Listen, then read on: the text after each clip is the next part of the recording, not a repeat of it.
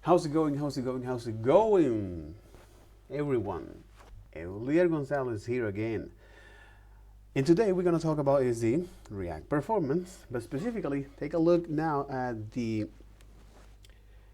React docs lesson sections when we describe about managing the state, specifically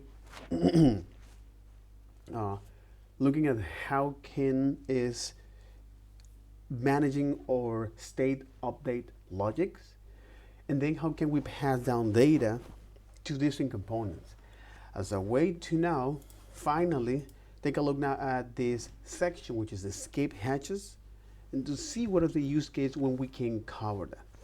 So the end goal of today's video is to jump into the escape hatches, right? Like this, escape hatches.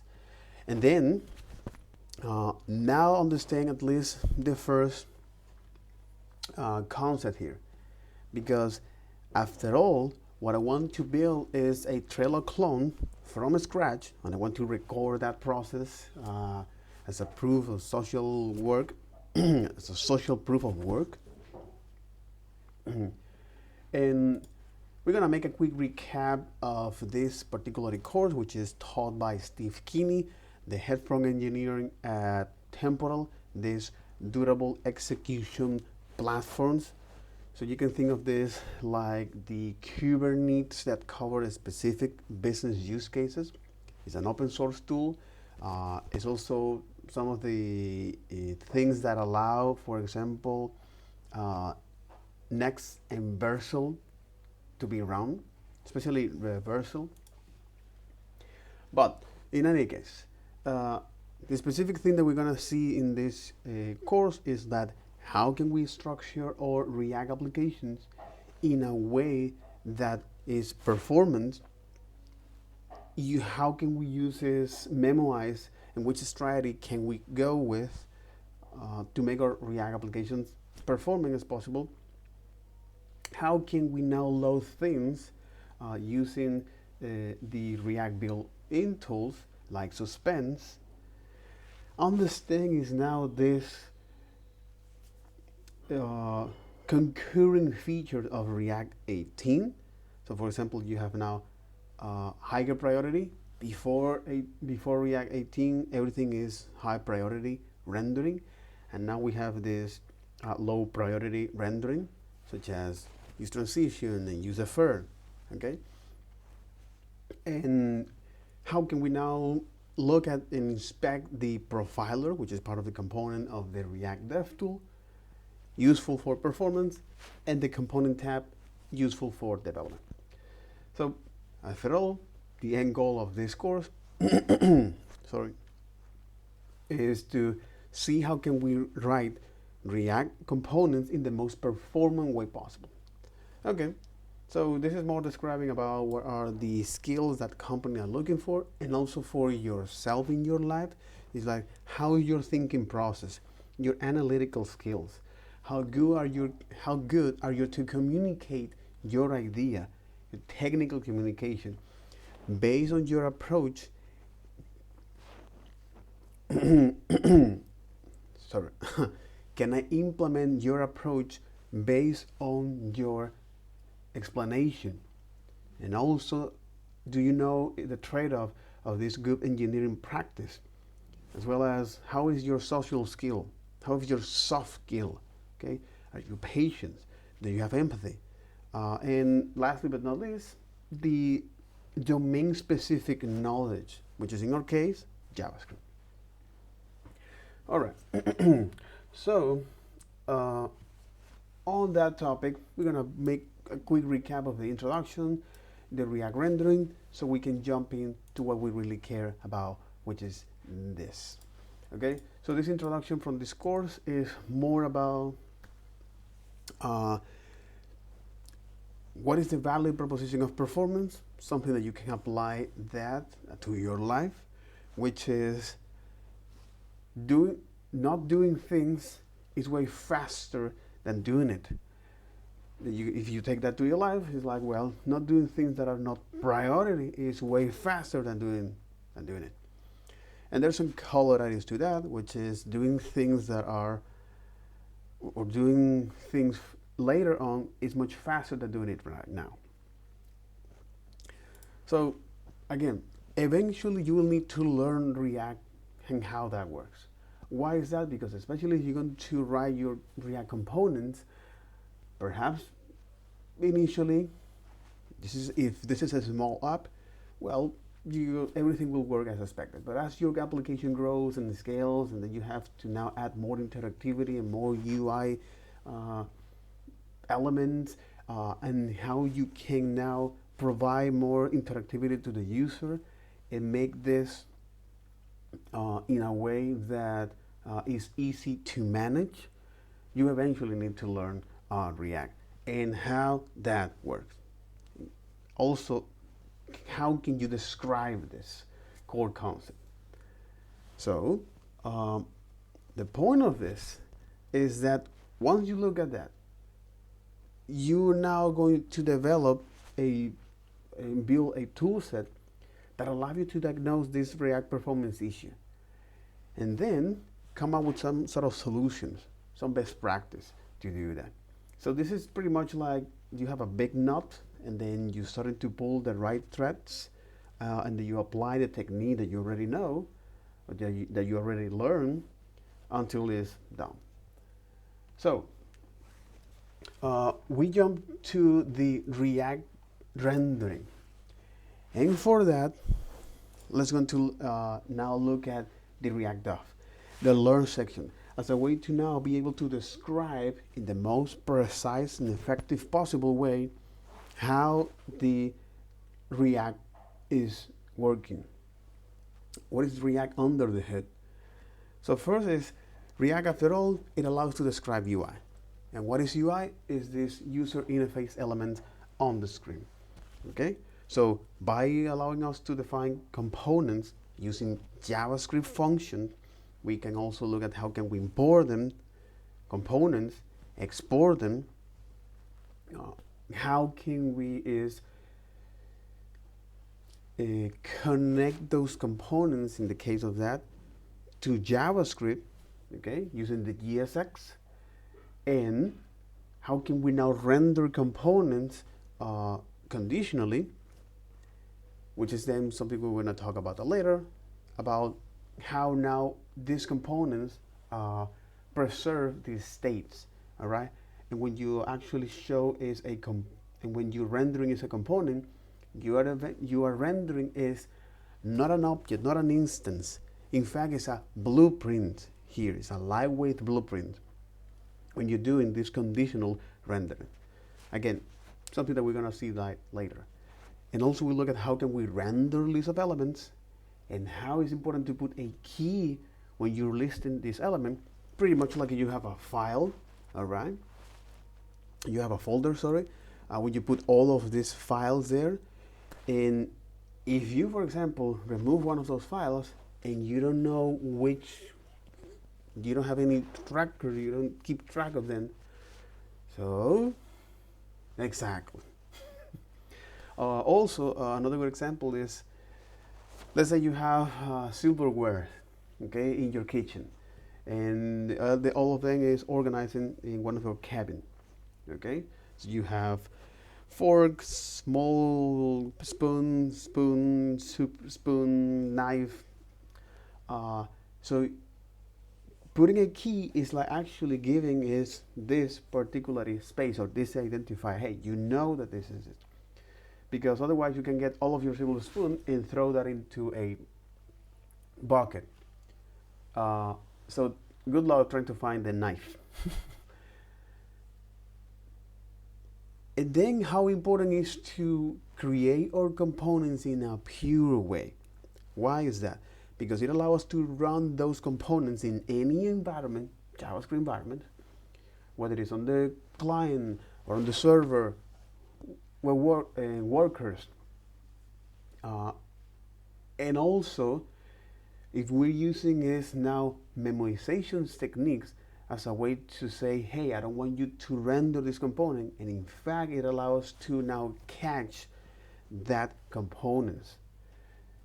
So So it saves us computational time. And lastly but not least, when you're now is passing down data, you can stop in a safely way this component.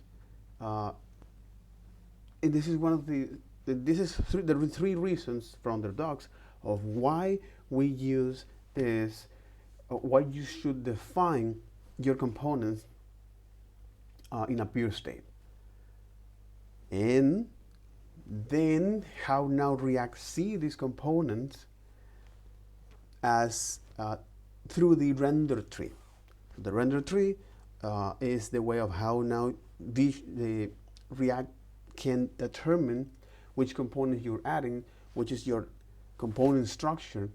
And this has come from the computer science data structure called tree, where this data structure are good to doing one thing. It allows to organize things, organize data to do specific things, because they are good at doing one of the things. A good example of this is like you have a fridge, which is a place where you can store things. You have your backpack, all right?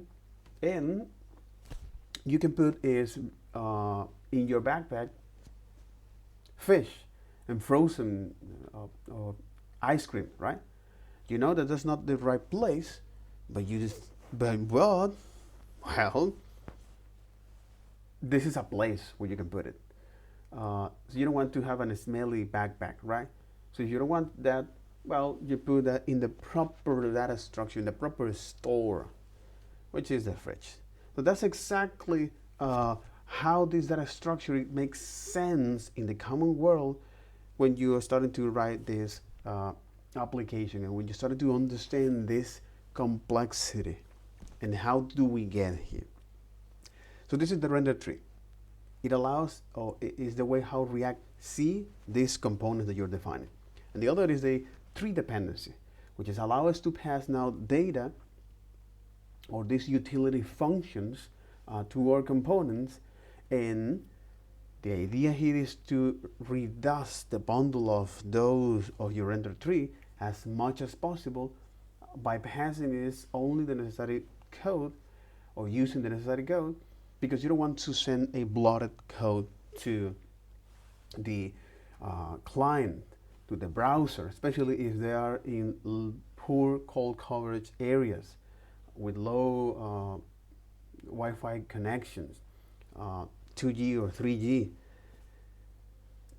So because of that, well, now understanding the render tree give us is to now how the data flow go through, and the performance is how now you must organize or your React components in a way to make it much more effective and efficient, fast to coding and to render. And the render tree is as a way to say, hey, which one of these components we want to send, which one of these logics, utility functions we want to send, as a way to only send the necessary and the minimal data to the client. Here is when it comes other advanced techniques like code splitting, server-side rendering. I'm just going to briefly describe them. I'm going to dive deep too much. Code splitting, it's say, hey, let's going to send the bare minimum necessary data to teach our app how to run while showing something to the user, and in the background hurry up everything else. And in the server-side rendering, it say, hey, let's go to now the initial user request, render or pre-render that page, and then serve that to the user.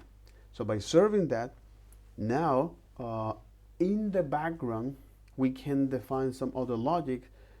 For example, if we want to load more additional content. So this server-side rendering is great for SEO, but it comes with other challenge. But in any case, that's not the goal of this, all right? So after we look at that, the render tree and the three dependencies, good. How can we now actually in our components add interactivity to this? Well, the thing here is that using the handlers, and then you pass as a function to this event handlers, you pass as a reference to that as a way to run those, as a way to evaluate, to let the React evaluate that. Okay, so this responding to event, reading props in event handler, for example, right? Passing naming events as props, naming event handler as it is. Exactly, naming event handlers.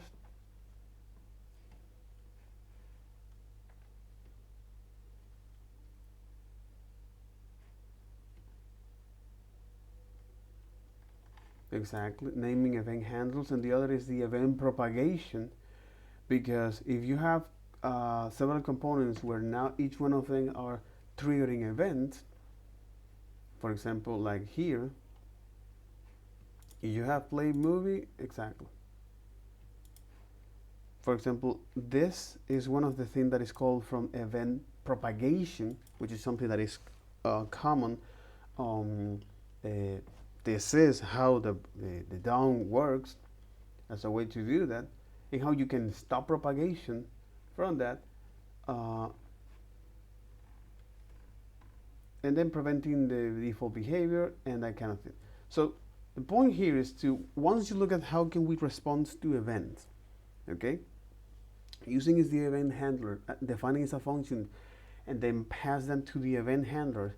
Then we look at how can we add state to our components, a memory to our components, as a way to show is data to these components. So for example, when you get into a in your bank account, or in your in your bank account app, so you want to see is, hey, how now this actually is working. Okay, you want to see your balance and your transaction history, that kind of information. So states allow us is to actually pass that there and to remember things in our components. So you can see now this data. And the way to do that is by any time you want to define that, we use state. And if we want to update that state, we set them. So when we set them, the state, we triggering is a rendering. We trigger a rendering. And this is now the process of React, pretty much like an assembly line, go through. Anytime you update the state, anytime you wants to update this memory. So, because after all, this state, again, this is a quick tangent here. After all, states are is a place in memory when you can represent this using the use state.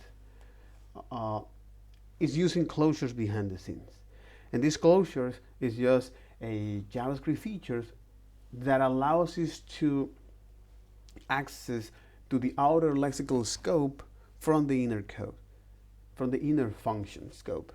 So anytime you return is a function, it will create, so giving a function, anytime you return a function, it will create is now this closure for you, or this persistent state lexical environment data reference, something like that.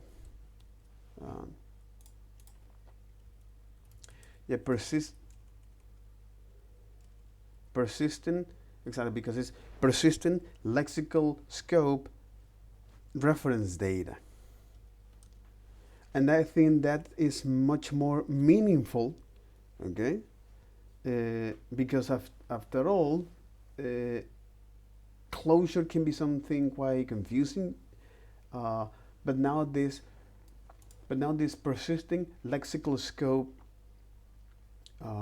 data reference is actually what is actually going on behind the scenes. So in any case, states. How can we set our state? Using the use state, and we set our state is inside of our event handlers. So what's going on is that React passed through this mechanism, pretty much like an assembly line, trigger when you have three phases. The trigger, it detects, hey, who performed this state update? It was the initial render, or it was at a component level, or any of its ancestors. When he detects that event, he say, okay, let me now go through the render phase where it's calling your React components. Hey, is this trigger, is this rendering happen at the initial render? Then I'm going to put all of these elements in, then I'm gonna call all of these components in that. If that happened at the component level, which means that a re-render, so React will call the component that caused the state update, and then is when is the result of that. So by calling is this React component, the result of that, which is a GSX element, is say, hey, do we have is another React component? If it is, all right, so let me call those React components and store it is props as well. That is something they're gonna use in the next phase. And if we call that component in a recursion order. So in other words, React will detect if a state, React will call the component that calls that state updates. The output of that is a GSX element where React will say, do we have much more React components? If it is, let me call that component, all right? Evaluate that, get a GSX element again, and ask the question again until there is no more React components, okay?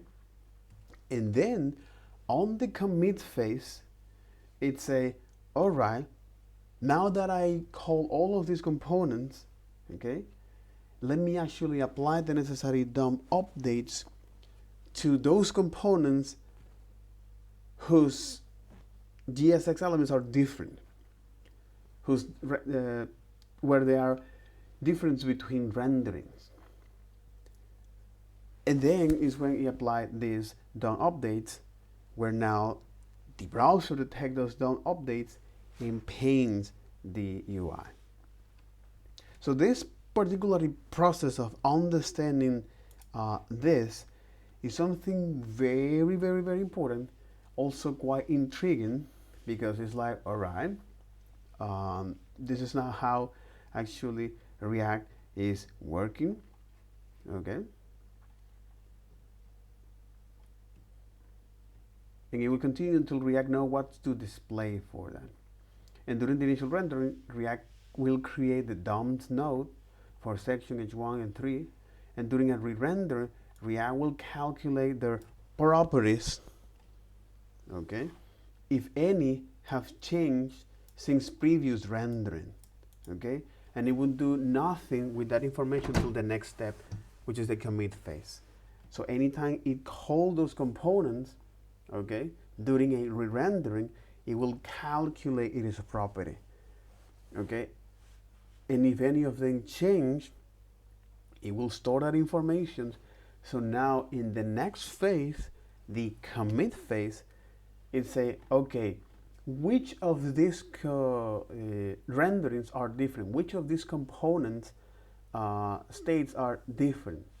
Which of this rendering, when I call these components, are different? And then apply the necessary render for that. So React will apply the minimal necessary operations calculated while rendering to make the DOM match the latest rendering output.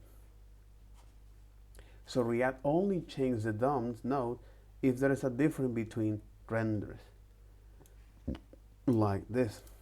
So for example, here's a component that re-renders with different props passed from its parent every second.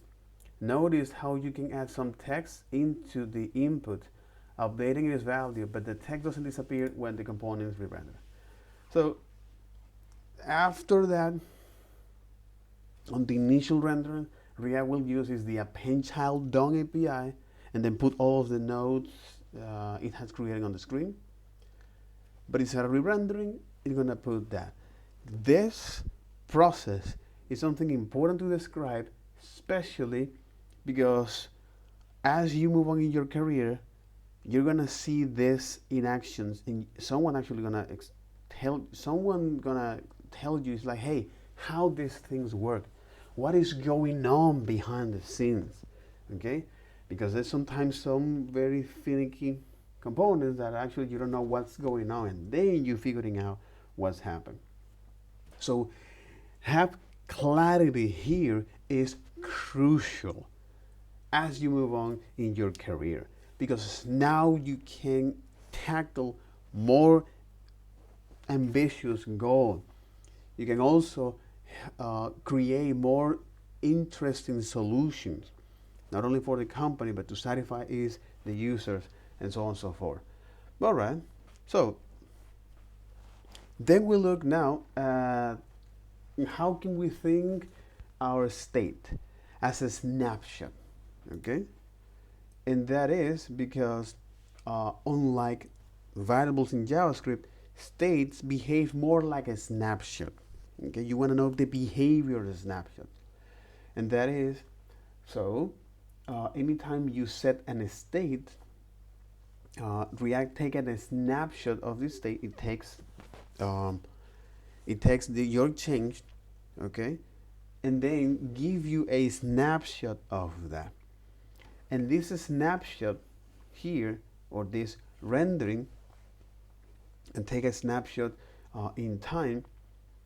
The way how, for example, that works is by when you, even though they mention here, is that a state variable never changes within a render, okay?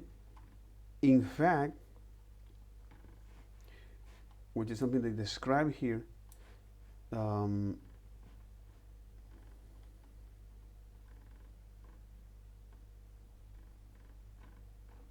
which is something here, your components return a snapshot of the UI with a fresh set of props and event handler in its JSX, all calculating using state value from that render. So setting the states only change in the next render. Those that I am quite familiar with. And the other is that a state values never change within a render. Okay, so you can think that React keep fix the state value within one render's event handler. So for example, like this.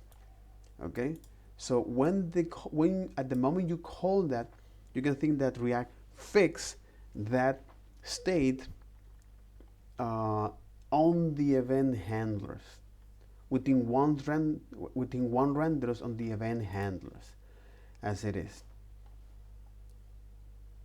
So, but if you want to read the latest state before a re-render, you want to use a state updater function for that.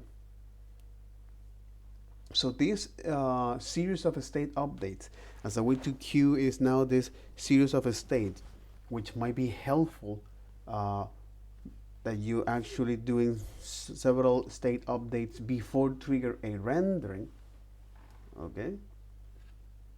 Let's say you want to now run some operations in there. This series of this batching of state updates is like telling React, hey, take all of these orders and then proceeds to update the state as a way to batch this. So React does not batch across multiple intentional events like clicks. So updating the same state multiple times before the next render. It is an uncommon use case, but if you would like to update the same state multiple times before the next render, instead of passing the next state value. This is most of the time useful scenarios in async operations. Okay, so as a way to say, hey, I want you to now keep the state fixed during the event handle, during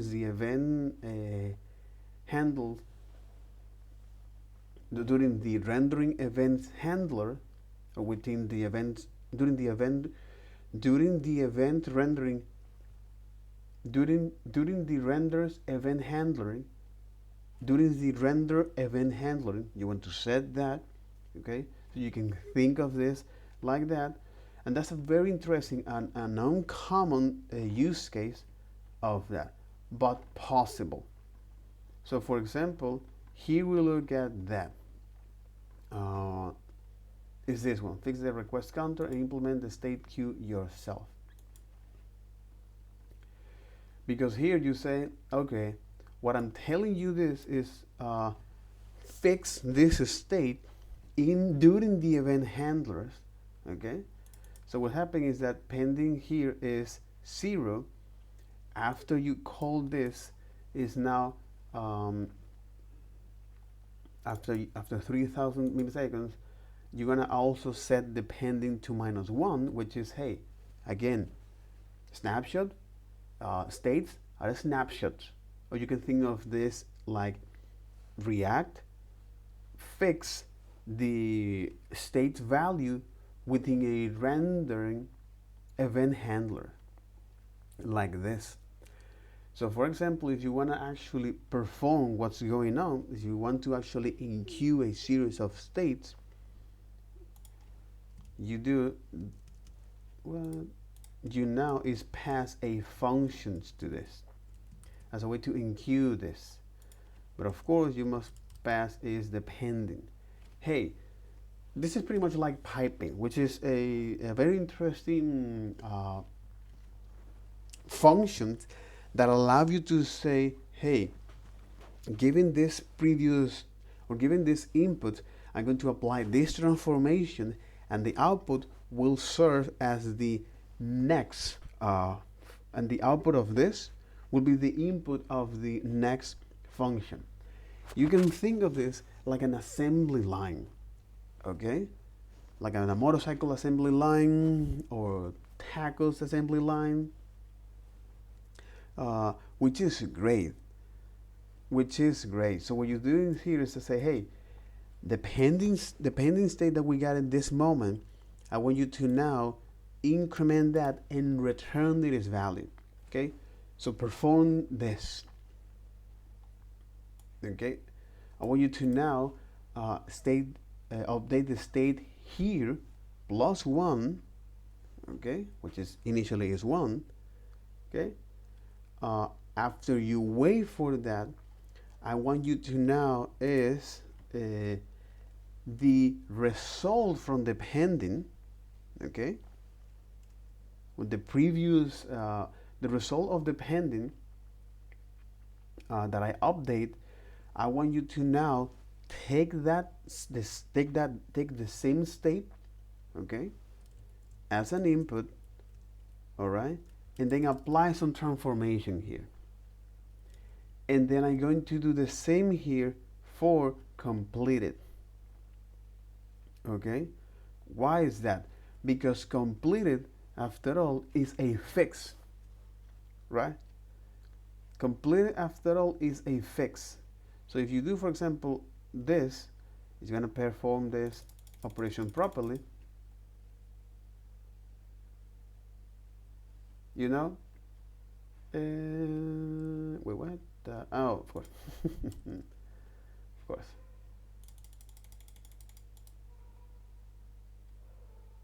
You know? Because it fixed only that. And because you are now making this async operation, and because the event and because the states are and because the states behave like a snapshot on every within the events handlers, which means that no matter how many times you call this, what actually is so here you're creating is a promise, so you're passing is that to the micro task queue.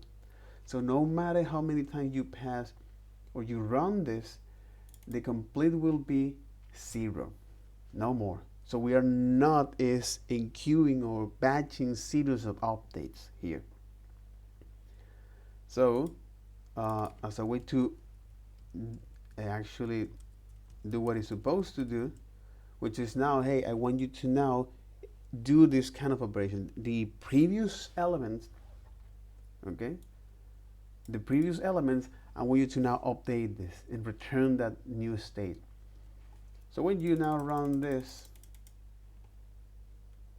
you can actually see that, because on any of this async operation, which is something interesting, here is when the generator concept kicks in. An async and await is part of the generator, and a generator is a special type of iterator.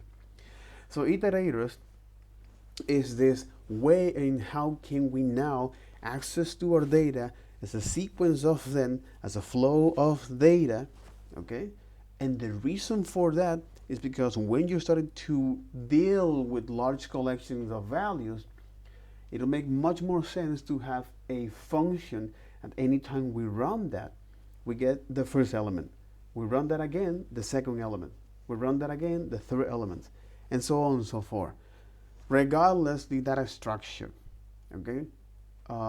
So regardless the, if you have a fridge, or you have a backpack, or if you have in a folder, regardless those data structure, those places where you can store things, you want is to actually is have a way to go through all of these elements, to actually inspect each one of these elements, to iterate through all of these elements.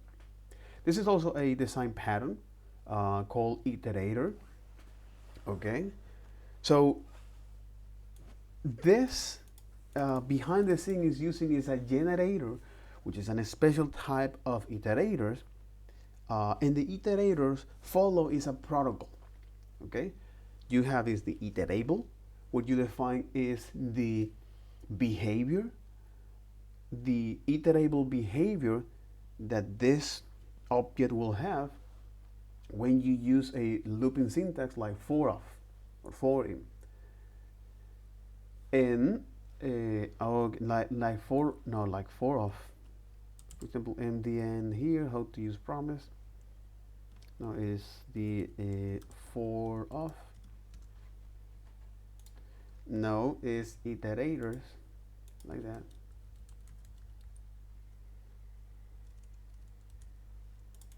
Because the for in is for object, enumerable properties. Exactly, is for objects. In object, for of, iterable. Wait, what? For variables in object and statements, object, statement, that kind of thing. Counts, let, or var. The loop will iterate through the.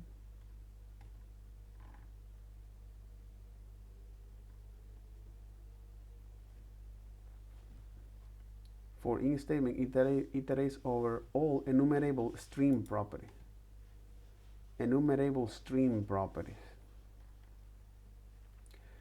Every property in JavaScript objects can be classified in 3 factors: enumerable or non-enumerable, string or symbols, owns property, and inherit property from the prototype change. Has on property. Okay. Okay, so for in is for object, and of is for okay. In are for objects. Ins are for objects for enumerable string properties. Interesting. Enumerable string property for objects. Enumerable or string object, string or symbol, own property or inherit property from the prototype changed.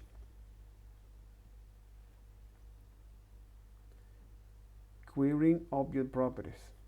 There are 4 built-in ways to query a property for an object. They all support both strings and symbols key. The following table summarizes where each method returns true. And traversing objects property. Exactly, they are enumerables. Enumerable string properties. Okay. Enumerable string properties. Enumerable on. Non-enumerable on. And for in and for off. Okay. Again, this is quite off the scope of this. The idea of this is to describe that of what's going on here with async and await, which is using is this generate. Okay, we were describing is about the iterator. Okay, the iterator, the iterable protocol, iterable. Okay. Oh, but this is in English, in Spanish. Please here, the iteration protocols. Okay. This is not a new built-in syntax, but they are just protocols, way of doing things. And this iteration protocol is made of the iterable protocol, which is something that I define. Is this allows JavaScript objects to define a custom looping behavior or iteration behavior whose values can be consumed for the for of construct. Specifically that. Okay? And there are some built-in iterables. So for example, arrays, map. Exactly. So for example, arrays, maps, strings is also a built-in iterator, right? So strings, arrays, map, set, segment, readable strings. Interesting. So the idea of that is that with the iterable protocol, it allows to describe the behavior in these JavaScript objects, the iteration behavior, whose values can be accessed through the for of looping syntax. And the other, which of course it must contain, is the symbol.iterable, this label. It must contain this label. Whereas now the iterator protocol, which means that this is the way of how you're going to generate this sequence of data. Okay? And that is, you have is a next function that returns an object that contains value and is done. That contains value and done.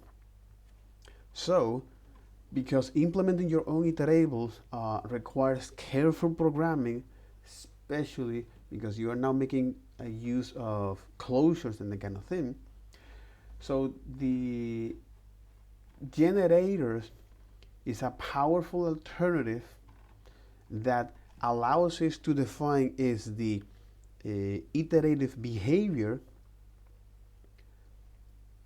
it allows to define is the iterative algorithm behaviors by writing a functions whose execution is not continuous, aka you getting into the function execution, you run that until you find a yield, and then you get out of the function execution. And that's quite interesting. So next time you need to get into the function, okay, you call now the method next as a way to get into the function execution of that generator and then get out of there. Holy moly, bro. Oh my God. Which is exactly what's going on. I just want to briefly describe it as this. The generator here, like so. All right. So Async, after all, is a special type. This here, the async function, okay, which after all, it returns you a promise, which is a special object here that represents the eventual completion of an async task, a task that will take some time to complete, okay.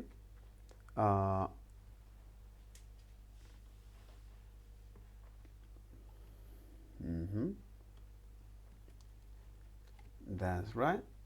So for example here, so the async here, async functions can contain 0 or more await expressions. And await expression make promise return functions behave as though they are synchronous by suspending the execution until they return in promise.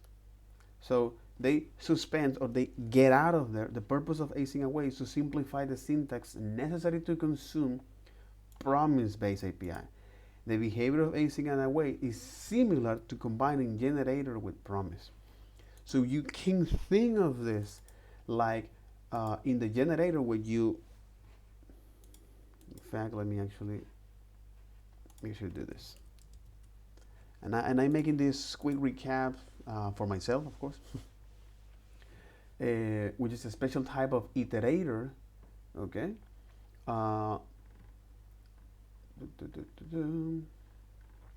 Wait, what? And the description.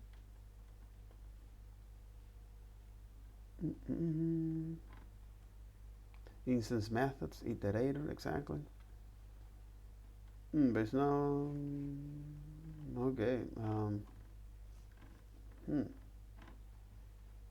The generator is returned by a generator function. Okay, description here. Good.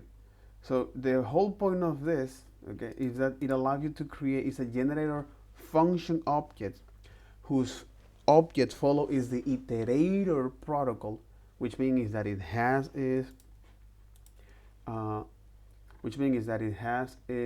the next,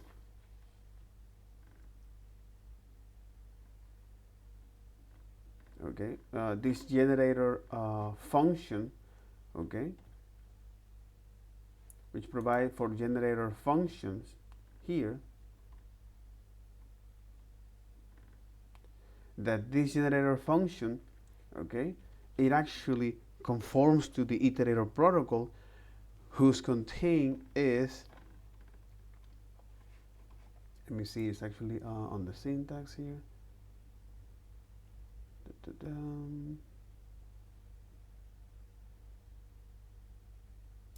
Okay, who's contain now this iterator protocol as a way to, anytime we call the next, we get into the function execution context, this generator execution context, and when we find the keyword yield, okay, we get out of that with the value that yield evaluate for that.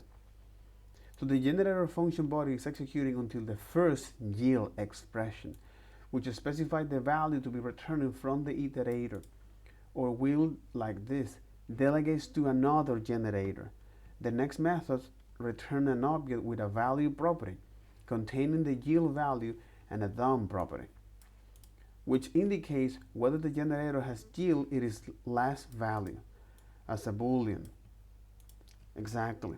So the next method returns an object whose value, exactly, who contain is the value and the DOM, which is what is the iterator protocol follow, the way of how you can generate this sequence of data.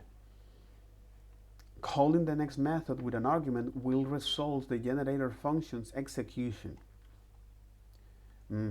Calling the next method with an argument will resume the generator function execution. Exactly, replacing the yield expression where an execution was paused with an argument from next. Generator in JavaScript, especially when combined with promise, are a very powerful tool for asynchronous programming, as they mitigate, if not entirely eliminate, the problems with callbacks, such as callback hell and inversion control. And this problem of the inversion control. Really? Holy moly.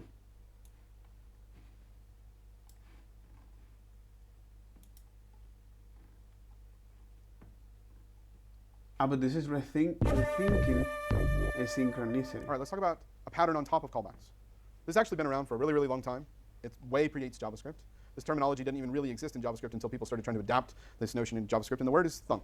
I have no idea where they came up with this word. I don't know what they were smoking. I wish I had some of it. It's a weird word. I don't even know what its origin is. But I can describe to you what a thunk is, and it's actually kind of deceptively simple what a thunk is. From a synchronous perspective, a thunk is a function that has everything already that it needs to do to give you some value back. You do not need to pass any arguments in. You simply call it, and it will give you a value back. Does that sound familiar? A function that has everything already that it needs to do to give you some value back. You do not need to pass any arguments in. You simply call it, and it will give you a value back. Does that sound familiar? It's like an arrow function. You remember how we were talking about that before in a different workshop? So a thunk is just a function with some closured state keeping track of some value or values, and it gives you those things back whenever you call the function. Here's a synchronous thunk. I've got an add function which expects an x and a y, and I make a thunk that calls the add function and already has the 10 and the 15 in it. It's hard-coded in this case. So every time I call, like I do on line, so that's line 6 to call the add function, but every time I call line 9, if I call thunk over and over and over again, I'm going to get the same value out every single time. So now, here's the important part. Thunk itself, that value which is a function, it has become a container around that particular collection of state. And that is now a container that I can pass around anywhere in my program as a container wrapped around that state. And anytime I want to extract it, I simply have to call that function and I get the value out. I don't have to pass the value or the state itself. I pass the wrapper around that state all around my program. So it becomes like a token that represents this value, and it's easy to get it out. All I have to do is execute it to get the value out. It represents a token that I can easily get. You may not realize it yet, but that is the fundamental conceptual underpinning for what a promise is. A wrapper around a value. Here, the wrapper is a function. In promises, it's a much more sophisticated thing. But it's actually quite powerful to think about when we extend thunks from this synchronous nature into an asynchronous nature. This is a synchronous thunk, and that's the most common definition for thunks you'll find is that it's a synchronous thing. What is an asynchronous thunk? Well, it takes the callback that you've passed in on line 1. On line 3, it calls it with the addition. So we make our thunk on line 7 with add async, and we hard code 10, 15, and CB. And on line 11, we have that value, that thunk value, that we can pass around our function. And every time we call thunk and pass in a callback, we know we're going to get our value out. But here's what's incredibly powerful about this pattern. From the outside world, we do not know, nor do we have to care, whether that value is available immediately or whether it's going to take a while to get us that value. What difference does it make to us? We pass in a callback. We know you'll call the callback when you have a value ready for us. So the first time we call thunk and we pass in a callback, it might have to do some significant work to calculate the answer to our question. It might make some AJAX call and do some other kind of crazy calculations, and it might take a while. And then it may decide to memorize the answer to that question so that the next time you call it, it just gives you the value back right away. But from the outside world, does it matter to us whatsoever how that works? What's happening here is that by wrapping this function around the state and allowing it to be asynchronous in nature, we have essentially normalized time out of the equation. We have factored time out of the equation. We have produced a wrapper around the value that has become time independent. It doesn't matter if the value is there now or if it's going to come later. We still use it in exactly the same way. Mm-hmm. Hear this, if you don't hear anything else that I've said today. Time is the most complex factor of state in your program. Managing time is the most complex state in your program. That's why this is huge, to be able to come up with a very simple, there's no libraries involved. This is straight up core JavaScript, just a different way of looking at and using the mechanisms that have been available to us for all 20 years. We've taken this notion, this fundamentally difficult thing to reason about called time, and we've eliminated it as a confusing factor, as a complicating factor. I have this thunk. It represents a value. I pass it around. Whenever I want the value, I give it a callback, and I get the value out. And that's a factor, as a complicating factor. I have this thunk. It represents a value. I pass it around. Whenever I want the value, I give it a callback, and I get the value out. And that's all I have to do. I can tell from your faces that you're not realizing how groundbreaking that notion is. Okay? Yeah. But that is one of the most important observations. I couldn't believe, when I recognized what that meant, I could not believe how far I had gotten in JavaScript without that realization. It changed everything for me. And in fact, it's what helped me understand promises. I didn't fully understand the conceptual basis for promises until I understood what thunks were doing. because we'll find out that a promise is a time-independent wrapper around a value. It just has a fancier API. So as I said earlier, I like to say that thunks are promises without the fancy API. Okay? Now, there are some twists, there are some wrinkles that we can throw into the situation. If I wanted to make a thunk, give myself a generalized utility for making thunks, I can do all that old crappy array stuff and pushing the arguments on and calling apply. I could do it that way. And I could use it this way, as we see on line 7. So now I'm not manually making one, but I can make any thunk that I want by presetting the callback as the first argument, and anything else that I pass, it's going to get passed along. As we see on the array stuff and pushing the arguments on and calling apply, I could do Exactly, make thumb. And then, okay, then you're gonna then you're gonna call the function.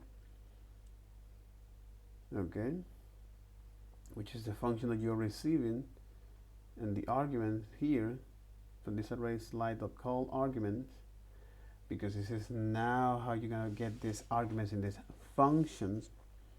Okay. Okay, making now the value of this, the argument, okay, of this function,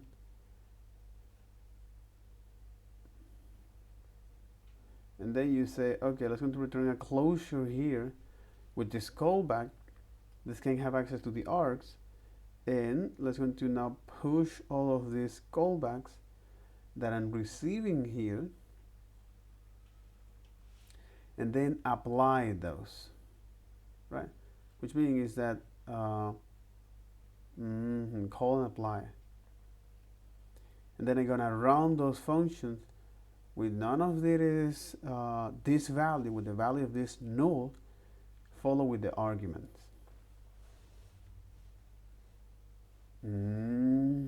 it that way. And I could use it this way, as we see on line 7. So now I'm not manually making one, but I can make any thunk that I want by presetting the callback as the first argument, and anything else that I pass, it's going to get passed along to it always.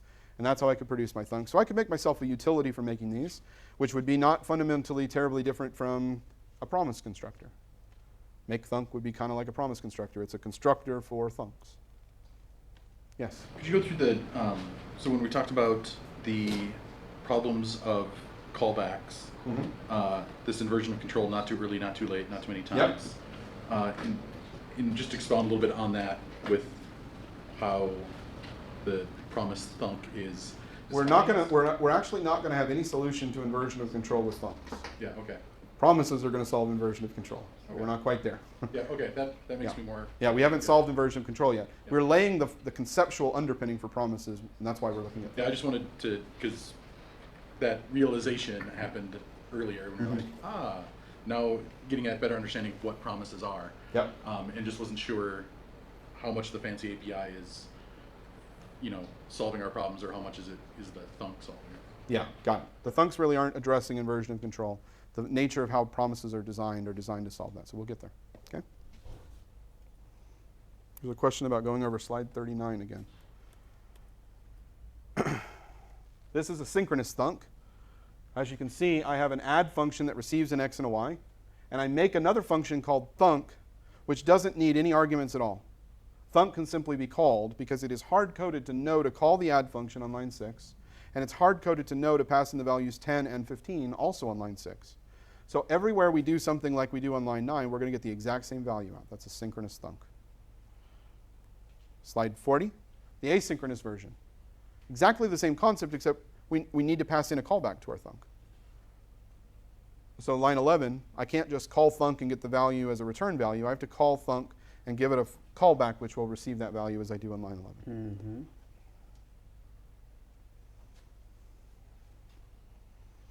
You're going to get a chance to practice with thunks, I promise. All right, so here's a rewriting of that silly running example calculating the meaning of life, but using thunks. Now you notice something slightly different from what I did before. On lines 1 and 2, I pre-create some thunks. I say that get10 needs to, when it's invoked, call getData with the value 10. So line 1 has not actually made that AJAX request yet. That's important to understand. All we've done is create a wrapper that, when called, will do that AJAX request. Okay?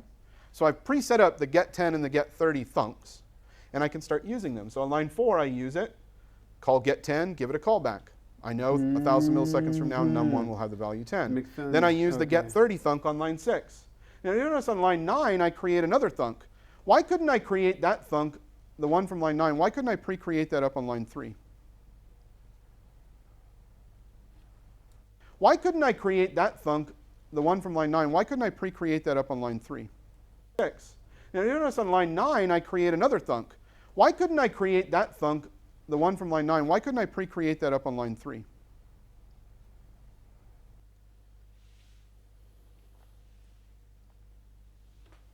Line 10, give it a callback. I know 1,000 milliseconds from now, num1 will have the value 10. Then I use the get 30 thunk on line 6. Now you notice on line 9, I create another thunk. Why couldn't I create that thunk, the one from line 9, why couldn't I pre-create that up on line 3?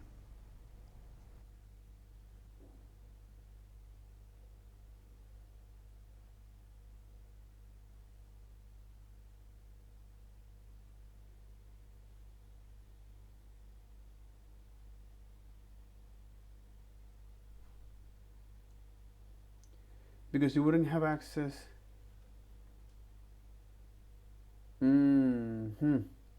Because you wouldn't have access to those variables there. To the Because G. it's temporarily dependent upon the responses from the first two thumb. Because you wouldn't have able to access to X and G. Does everybody see that? Exactly. So that's why I had to defer the creation of that particular thunk.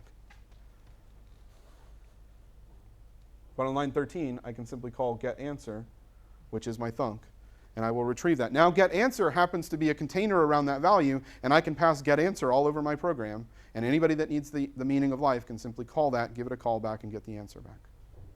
Now there's something really important to note here. As I said, it's important to note that this particular expression of a thunk is what I guess I would call a lazy thunk, if I was really trying to come up with some terminology for it. It's a lazy thunk in that it doesn't do the work until you call it the first time.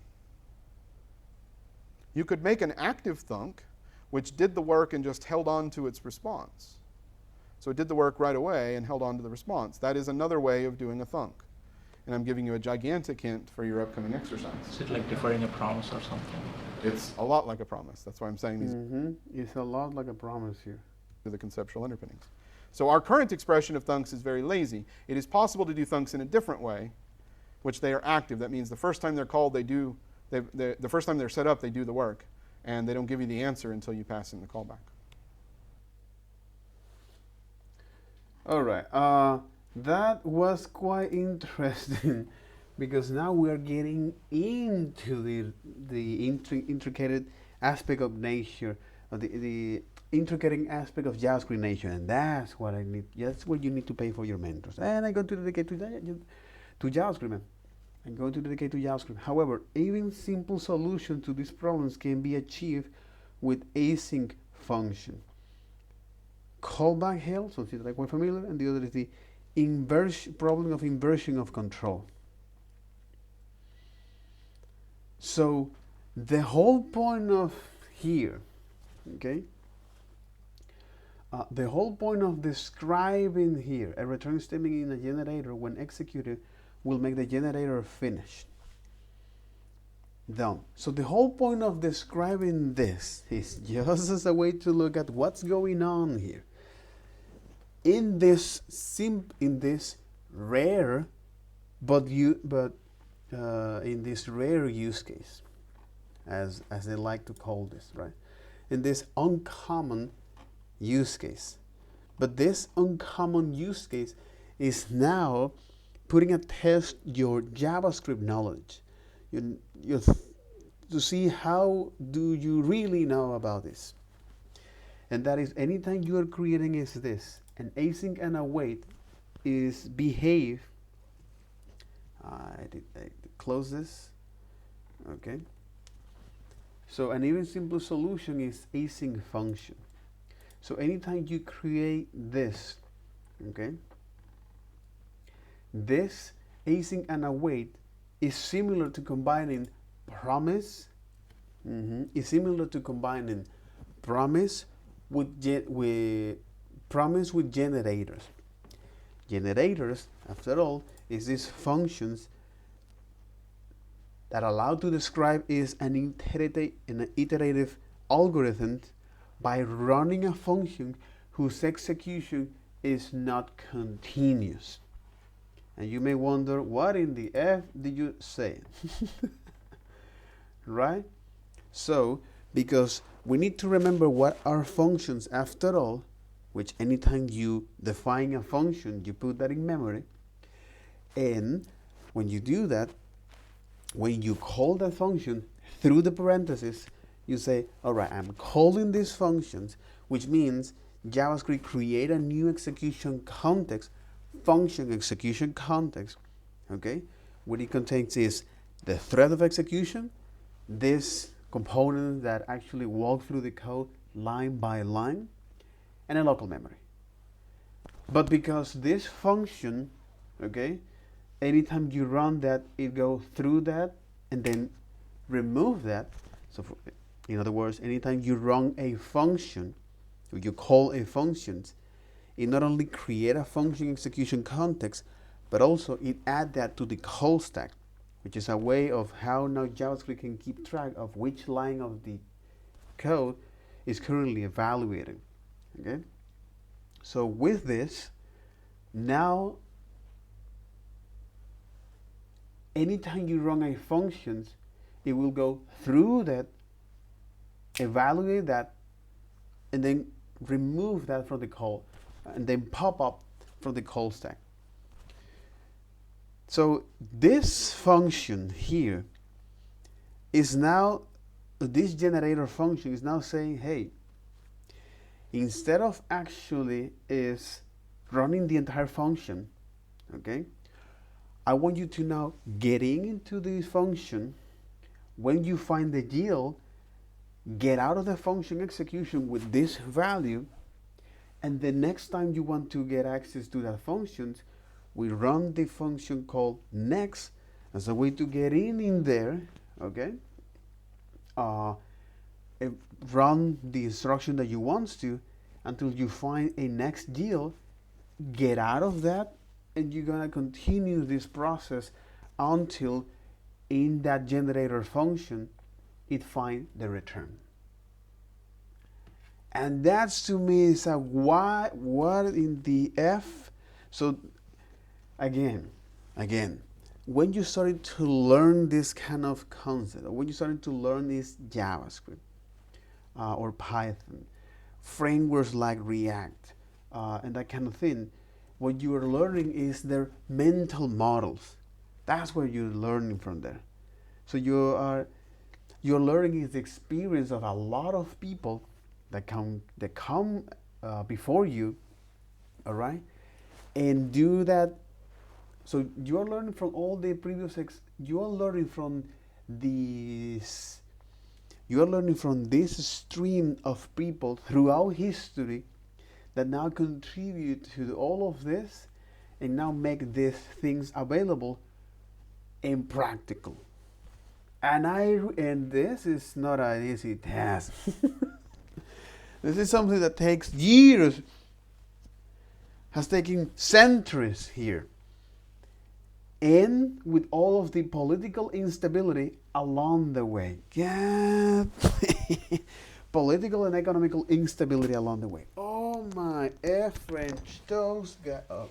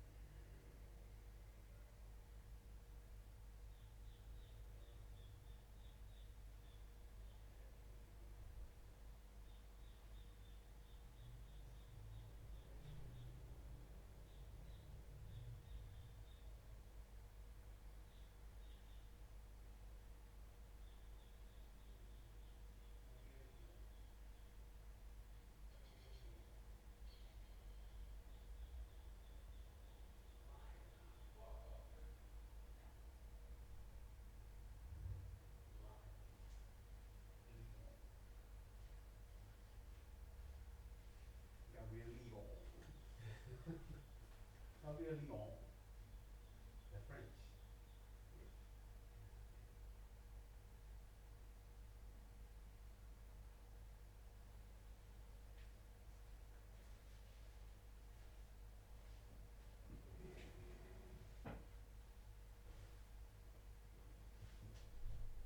Yeah. Putting it down. Putting yourself a test. Putting yourself a test. Oh.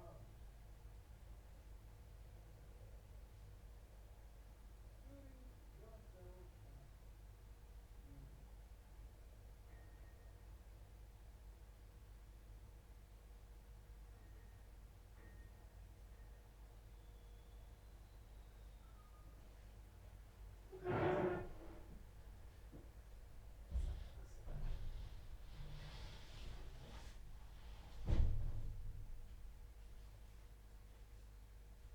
Oh my god. Inversion, problem of inversion control. Thumb. Mm.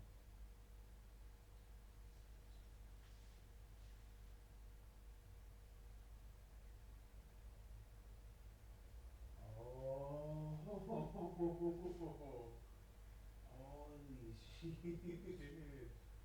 So behind the scenes using Fanuc? Oh my god, it's reusing a lot of these built-in features. The people behind that, they must consume some kind of crowd, right? It's like, where did you get all of this great? It's like, what kind of,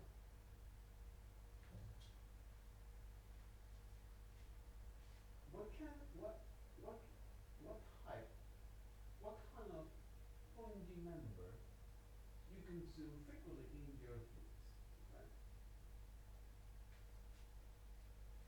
What kind of fungi member you consume frequently in your food? Because it's like, what in the F is this?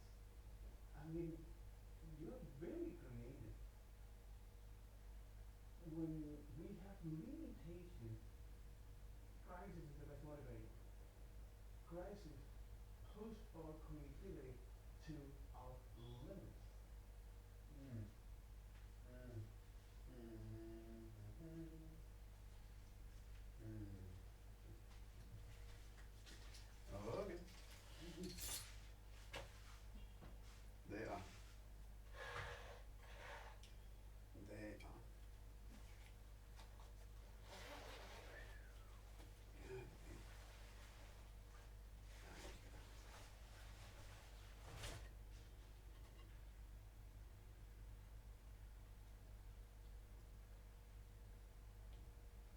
Correcto. Pues me siento bien, marica. Me siento muy bien, bro.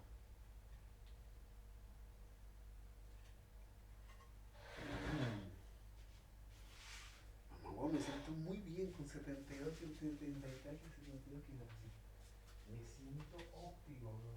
Óptimo.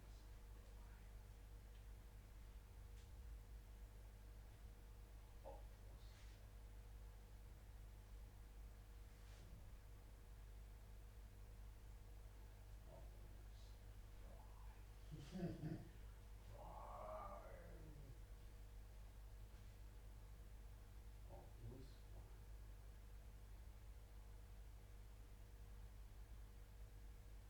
Optimus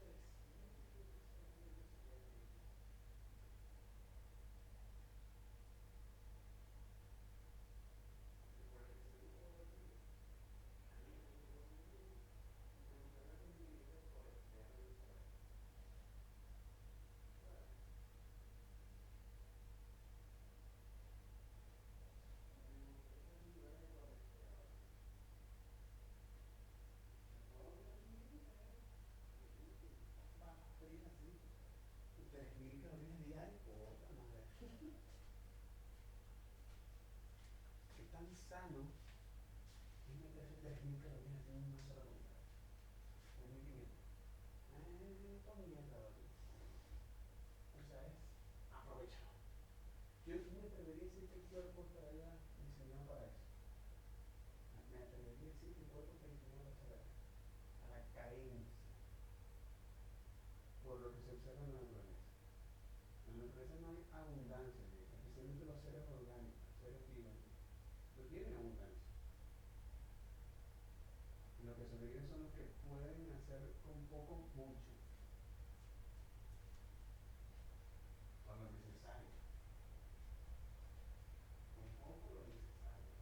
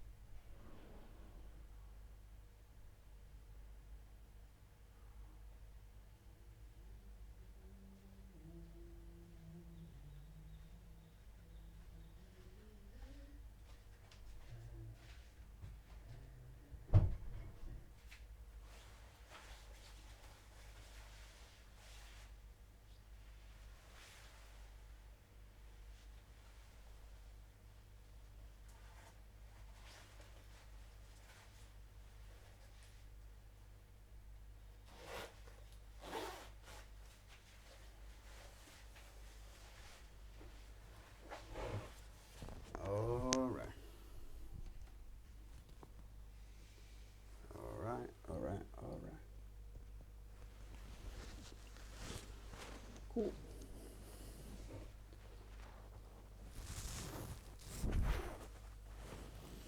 Okay.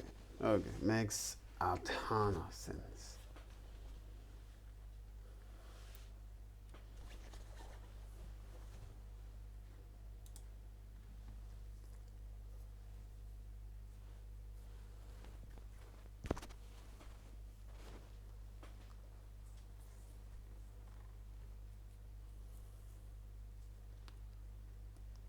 Mhm. So the idea of describing this, okay, of what's going on here is that in a say and a way, this behave similar to a generator, where you say, here is when you, anytime you look at an await, it's pretty much like a yield, which is like, hey, I'm going to evaluate this statement. In this particular case, is setting the state in the in this React application, okay? And by doing that, I pass in this an arrow function here, and say, hey, the previous state that I got here, I want you to now return this new state, okay? And this is a way of how you can make use of sequence of how you can make use of previous state updates doing an event rendering, okay? If you need to know or if you need to update the previous state, if you need to update the state in an event handler in a sequence, if you need to update series of state, if you need to do series of state updates, okay, by using now is arrow functions, it allows you to take a snapshot of this and then return the new state from that, perform the rendering, okay, and then now during the event handlers you're able to have this new state. But this is very uncommon here. This is very common unless you're dealing with this async nature of JavaScript, which is here is pretty much like you are saying, hey, yield this, get out of this, okay? So get out of this function execution, okay? And when that time has passed to 3 milliseconds, I want you to get into the function execution, okay?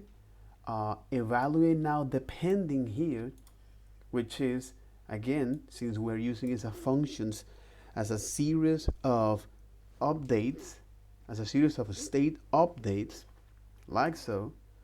Now I want you to work with the previous state that we got here, in this event handling here, and then apply some transformations and return it its value as a way to update that.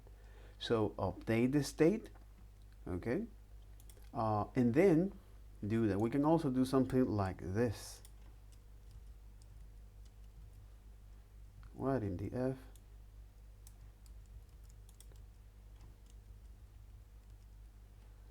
Is away 1 second, and then you're going to complete that.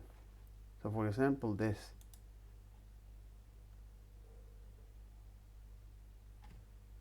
You know?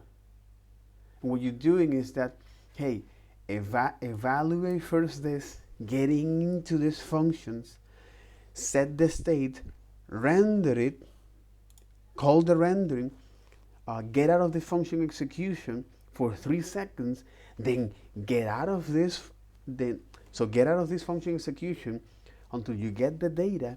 Once you get that, in this case 3 seconds, because actually a way is now available to evaluate that. This is a keyword here from the await.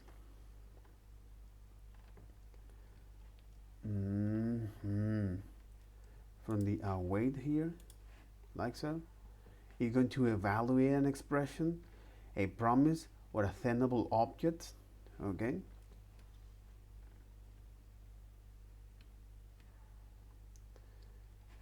So here we are, we must is returning is a promise here instead of a set timeout. That's right. That's right. So get out of the function execution context for 3 seconds, okay? And then get into this function execution context, evaluate the set pending here. Again, get out of this execution context. After one second, come here and do this. So what you're doing here is something very interesting, bro.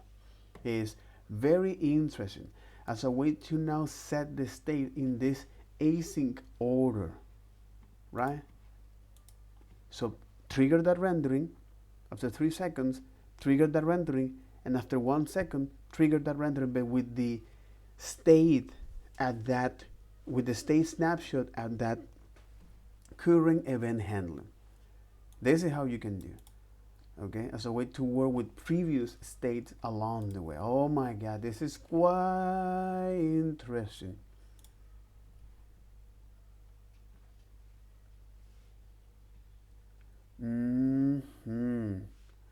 Oh my God, this is quite interesting.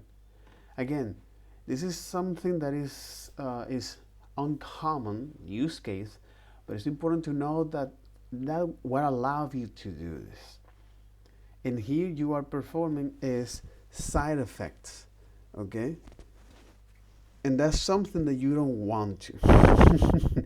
But again, you eventually need to find a way to handle that. So which is something that we're gonna look at the escape hatches. So after we look at how now the rendering mechanism works, okay? So anytime it passes through the trigger phase and detect that, then pass through the render phase, which is now calling is your function, and when you call a function, it evaluates its properties and then keep a reference of those. So for the next phase, if any of these references are different, if there is difference between rendering, now what it's going to do is to apply the necessary DOM updates to the DOM, and then finally the DOM detects those changes and paints that. Okay. All right. Okay. That's quite interesting. Totally. Having this ability to describe that. And then we look at how can we think about state, especially when we need to know, when we need to look at how they behave, how state behave. And they behave as a snapshot.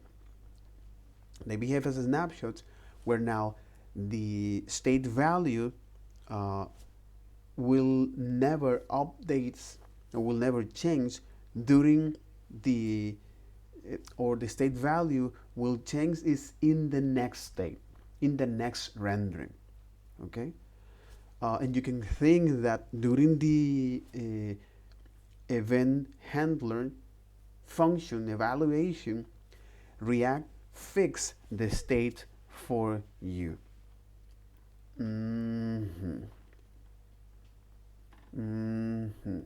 So that leads us to how can we now is, for example, batching series of updates. So we do that. How can we do is by passing is a setter to one single thing, or by passing is a setter. By passing a setter is a primitive, okay, or some sort of transformation, or an expression, or by passing is a setter an arrow function, where now this will allow is to include a series of state updates in the or during the event handler execution. How useful is this to make when you're using is now how useful is this to make when you're using is now a sync task, all right? But what happens is that because we have to remember that our React component must be pure, okay? How can we now trigger this one? What is the React way of triggering is this? Something that we're gonna see that later. But also we talk about is how can we update states? How can we updating object states and array states, TLDR, use methods that return is a new state out of that, and you want to use immer if you want to keep your update state logic consistent in a mutable like way, right? And then when it comes to actually scale our React application, how important is to know how to managing a state, okay? Because setting a duplicate state or setting a duplicate or redundant state is the common source of errors. And here we're gonna look at how can we now organize our state structures. How can we keep the state update logic maintainable using reducers, and also how can we pass data to different components. So first thing first, we'll look at how can we react to input with states. Okay. As a way to describe first is what is the React way of declaring is React components. Okay. This different between declarative and imperative. Where now in imperative you have to do everything that you want to do and how to do that. Pretty much when you get into a taxi cab, so instead of you actually tell the destination, you tell them which street you want to take. Okay. Again, it gives you much more control, totally. But there is the alternative that is declarative. It's you now tell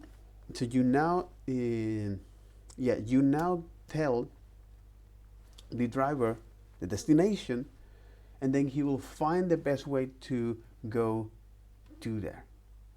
So you are delegating that to who is responsible for or who is good at doing that thing. That's one of the beautiful things of this, right? So the way of how now React allows us to describe UI in this declarative way. Okay, you say, hey, you're now in charge. What is the way of how you want me to create this UI interface? And they say, hey, well, identify the different visual state. That's one. Also, determine what trigger those state updates, so you can then set the states in memory using the use state, eliminate any non-essential state, and last but not least, connect the handlers to set the state. This is a process. This is the repetitive process here when you're going to declare your components here. We also look at how can we do that, and this is now how can we describe our components. Okay. This is how can we describe the React components. Following is this declarative UI. Okay. This approach, declarative UI. Okay. And when it comes to manage which is pretty much what the UI designers does. So they define all of this Visual Studio. They define all of these different visual states, and then trigger or they identify all of the Visual Studio. They identify all of the different visual states, and they determine what triggers those visual states. So now in our case, we define is the states in memory using the use states, all right, which is pretty much like this, which is represent the states in memory with use states, okay, and then we remove any non-essential state, and then we connect those states, or we connect the event handler to set this state. So this is the process of creating this UI in a declarative way. And when it comes now to manage the states, okay, with things like, all right,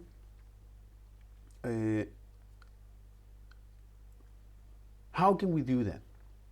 Well, React gives you some principles. Group related states, avoid contradictory states, avoid redundant states. Hey, can I get this data from its props or from other states? Okay.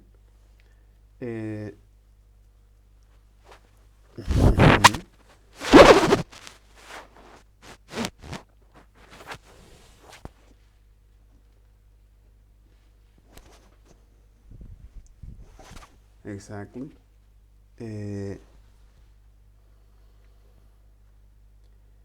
And yeah, avoid duplicating the states. So instead of actually, because it's quite hard to keep sync duplicate states, okay, in a state that depends on another state, don't do that. And also avoid any deep nested objects. So this is the principle that now React gives you as a way to be able to describe this or having this state structure. And also when you encounter UI selection patterns, it is better to use the UI here, something that they mention here. It is better to use the ID or the index instead of the object itself. Okay? Don't put props into state unless you specifically want to prevent updates.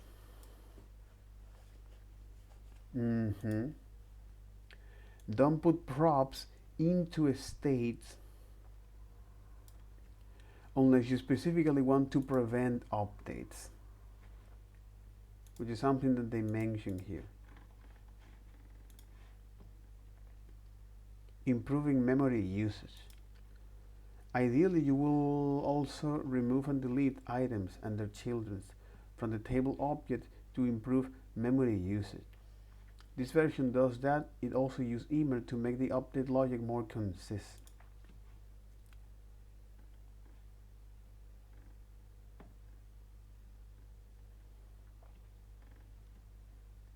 Yeah, so way to render all of these elements here.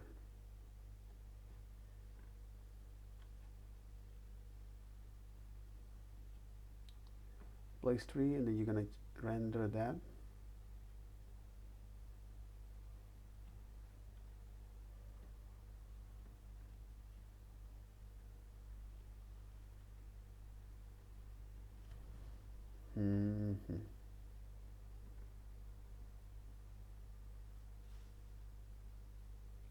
Americas.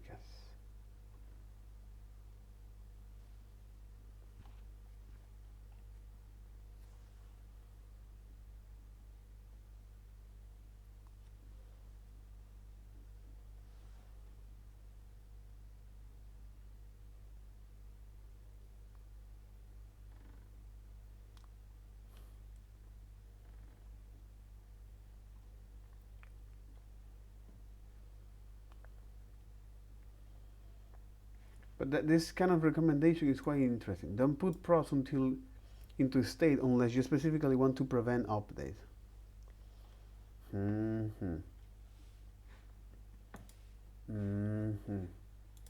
then some recap here. Exactly. If you want to prevent, if you want to prevent updating, okay. If you want to prevent updates, so good. You can put props in there. So you are preventing is updates there.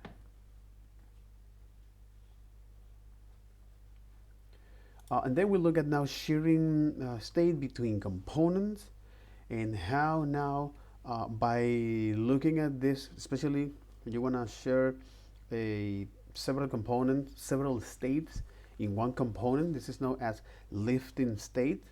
And it is one of the most common things you will do writing React code. All right. So how can you do that? Well, you get rid of the state in that child component. You hard coding in the parent components. It's a way to say, hey, this is now what we are going. This is the props that we're going to pass to this. Okay. And also defining is the handler that you're going to pass down.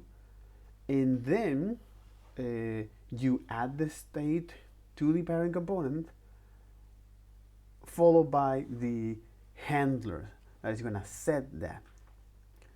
Actually, it's not that hard, you know. Actually, this is not that hard. And again, this is something that you're going to do a lot of the time. Sharing state between components. This state lifting up, okay? This state lifting up. Which is great. So for example here, in this sync input, It's actually quite interesting. Or in this, when you say, hey, I want you to now have this, I want you to pull up this state here. So you remove this state there, and now receive that as props, in this case, query, all right?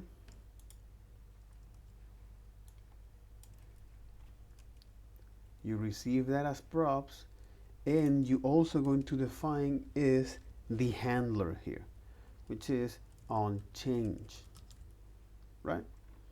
So here in the padding components, you're gonna hardcore that, okay, as a way to test this. Hey, we passing is a proper query, and the on change, all right? And then you're gonna now is define is the state in the parent class, followed by the event handlers, which is here, handle on change, and there you got it.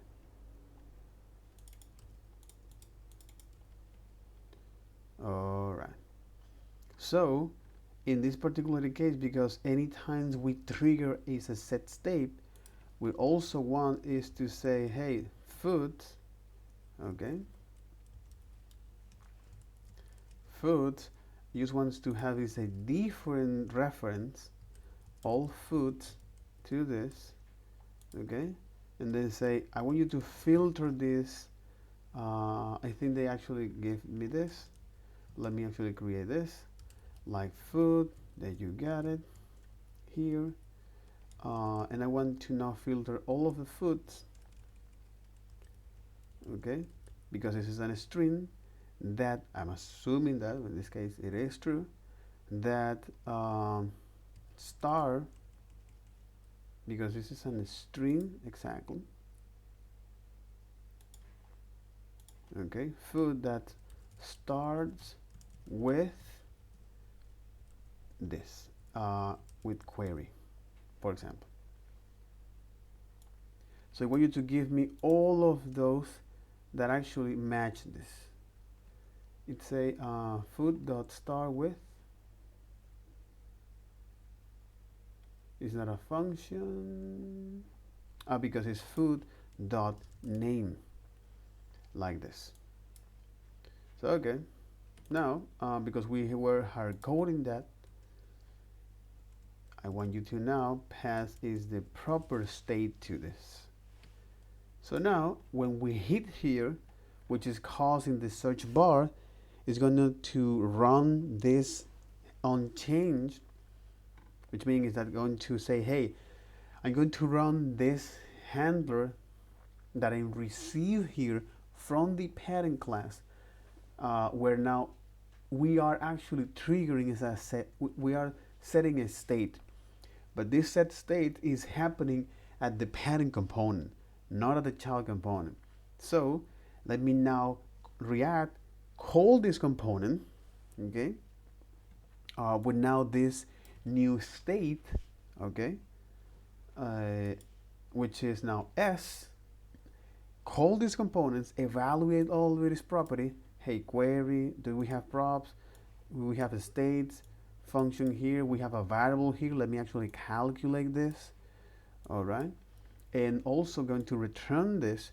And if it contain is more React components, it will call those components here and say, hey, we got now something called query, which is initially is S, and also on change, all right, where now is when we bind this to the handle change, right?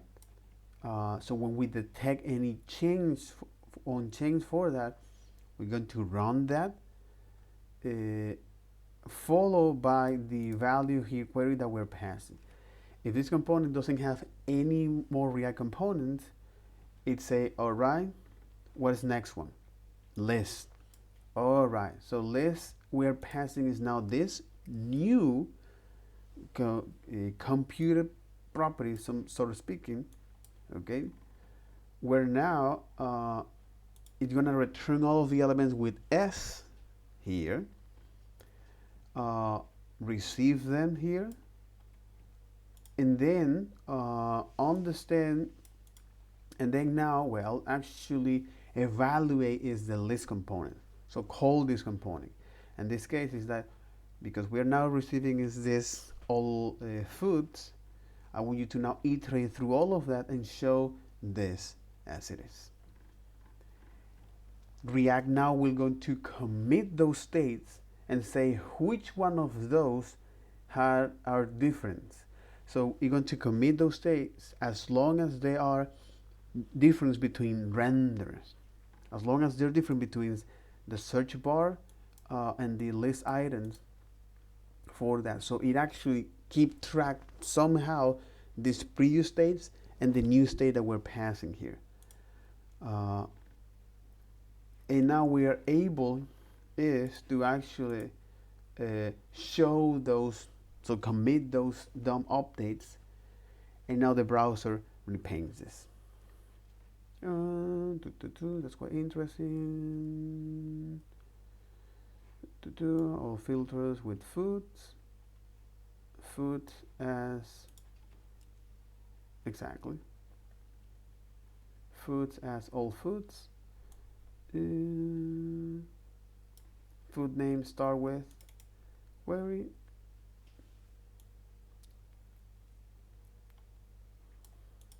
Okay, no. Start with.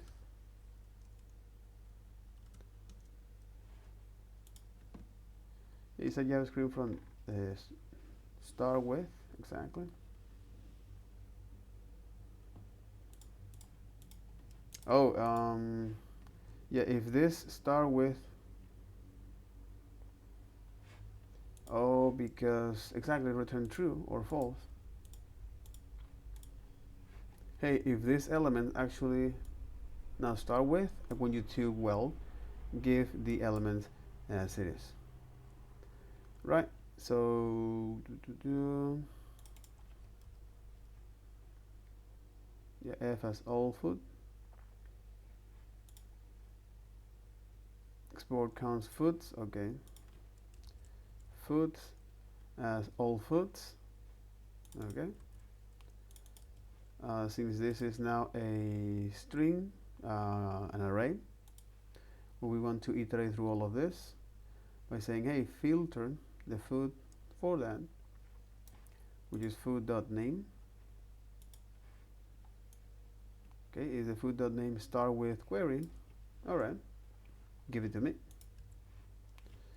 That's quite interesting.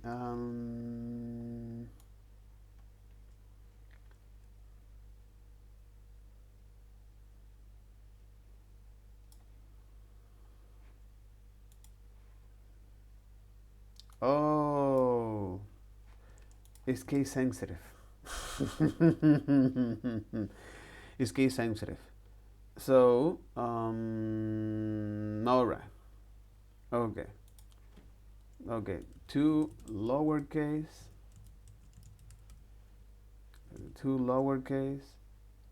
Okay.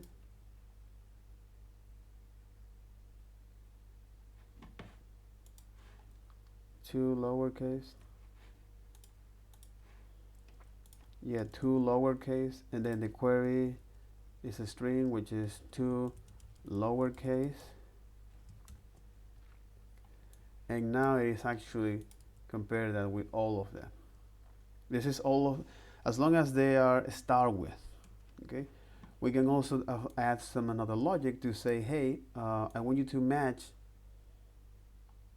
Okay, I want you to match with query. Okay, we need to match with query.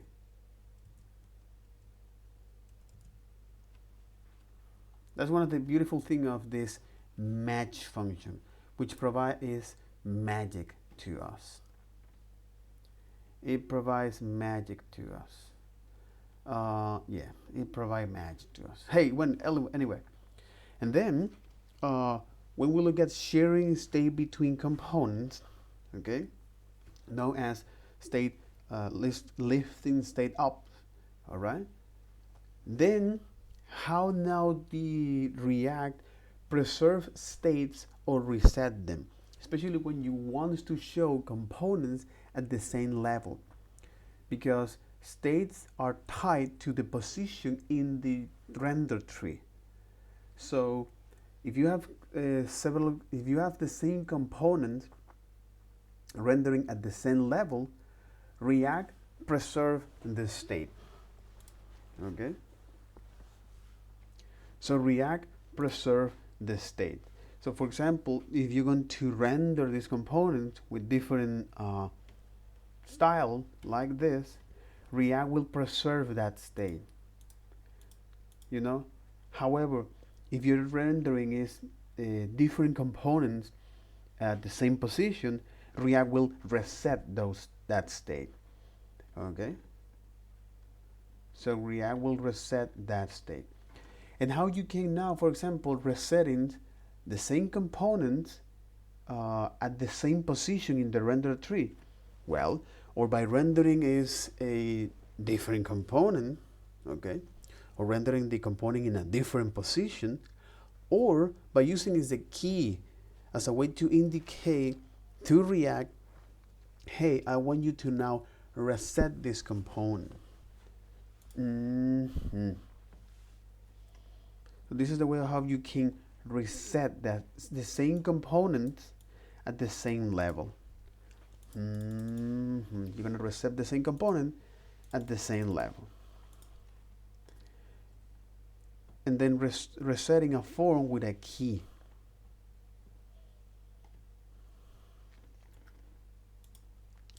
And resetting a form with a key. Like this. What do you want? Oh, resetting a form with a key.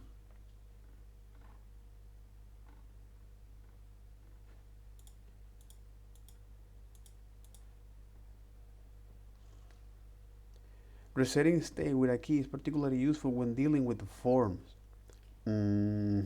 Is useful when dealing with the form. Resetting a key. In this chat app, the chat component contains the text input state 2. Try entering input and then press Alice and Bob's. Oh, but it's not resetting that state. Okay. Well, no problem. We can pass this and say, hey, key will be some unique data.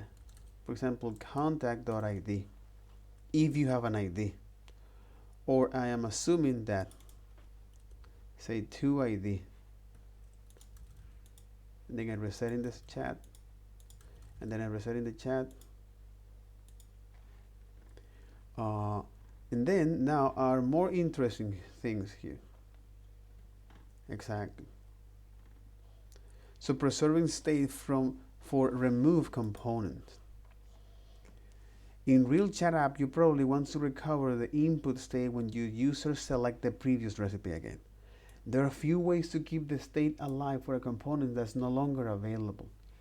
You could render all chat inside of just one current one, but highlight all others with CSS. The chats will not get removed from the tree, so the local state will be preserved. You could render all chat instead of just the current one, but hide all others with CSS. The solution works great for simple UI, but it can get very slow if the hidden trees are larger and contains a lot of down nodes, which is usually what you end up. You could leave the state up. Okay, you could leave the state up and holding the pending message for each recipe in the pattern component. And holding the message for each recipe in the pattern component. For each holding the pending message for each recipe in the pattern component. This way, when the child component gets removed, it doesn't matter because it is the pattern that keeps the important information. This is the most common solution. Leave the state up especially when you say, hey, component, I want you to remember this parent component, I want you to remember this, and all of it is child component. It's like, okay, let's going to do this. You might also use a different source in addition to React state. Okay, but all of this is just as a way to say, the TLDR of this is that if you want to preserve states from remove components, you have all of these components there, and then you just show them, okay, you hide them, or you have now a pattern that holds the state of this component, or you store that in the local memory. You probably want a message draft to perceive even if the user accidentally closed the page. To implement this, you could have the chat component initialize its state by reading from the local storage and save the draft there too. No matter which strategy you pick, a chat with Alice is conceptually distinct from a chat with Bob. So it makes sense to give a key to the chat tree based on the current recipient. So React keeps state for as long as the same component is rendering at the same position. Exactly. But again, the idea here is that understand that states are tied to the position in the render tree. So when you have same components rendering in the same position, React preserves the state. If you are different components in the same position, React will reset the states. Okay. If you want to reset the state of component at the same level, you can add this component in a different position, or use a key to notify that, which is useful in forms as a way to reset this form. As a way to reset this form. And try out some of this challenge here. Show hint like this.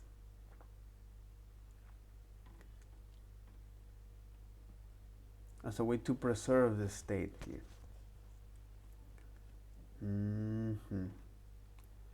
Okay. So because you want is to preserve that. Okay. One way to do this is by, instead of actually returning as a new state, it's a new instance here, you can say, hey, I want you to now show hint here, like this, show hint. If the show hint actually exists, that's going to actually show this, you know.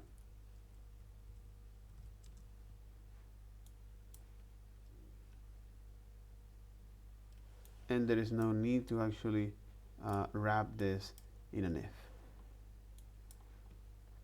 So we are now be able to, and when we click this, we're going to do now is toggle between the show hint. You know, toggle between the show hint. But again, this is a way of how you can now is preserve the state here. Okay. Preserve the state here. So you're now preserving is the state here. You are not mutating, you're not changing is the structure here. The other is swap to form fields. This was quite interesting because we can now is do something like, or show this. So if you want, for example, reuse this particular logic, we can say is, well, this is the key. All right. This is hard-coded, of course, as a way to reset. Yep. As a way to reset the fields, as a way to reset the states as a way to reset states in components at the same position in the render tree.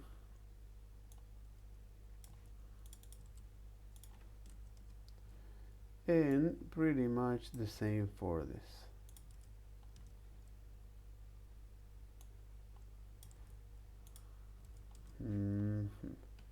So when you write here and you reverse the order, you already get this, right? So you're now is resetting the state, okay, with state a key here.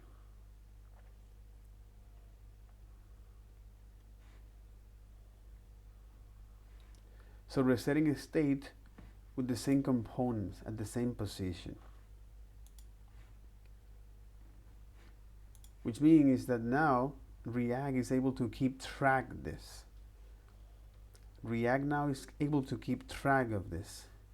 And when that change is like, oh, this actually belongs to the same one. All right, much better. Reset a detail form.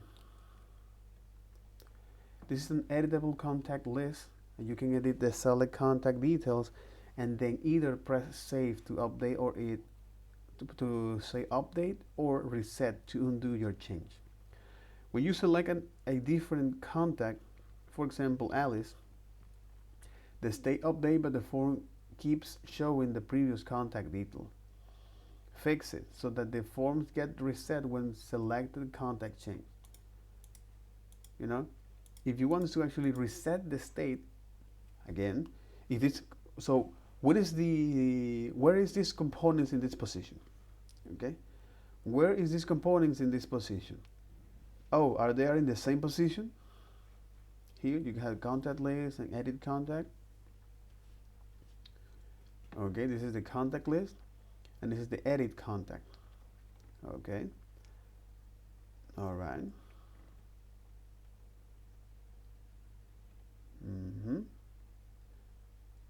So because we're setting the contacts, which is now a new collection of that, and using the select ID to get only one of them, and select them, select by their ID. Okay. Now by looking is at the handle safe, you say, hey, let me set the contacts here. I'm going to set the contacts, but because I'm only rendering is a contact list, not the edit contact, you know, selected contact. Okay. No, even though selected contact actually is. Selected contact is actually is, but it's not resetting the state. It's not resetting the state. Okay. Exactly. On select ID, set the selected ID. Set the selected ID. And then you have the selected contact. So because the selected contact is one element,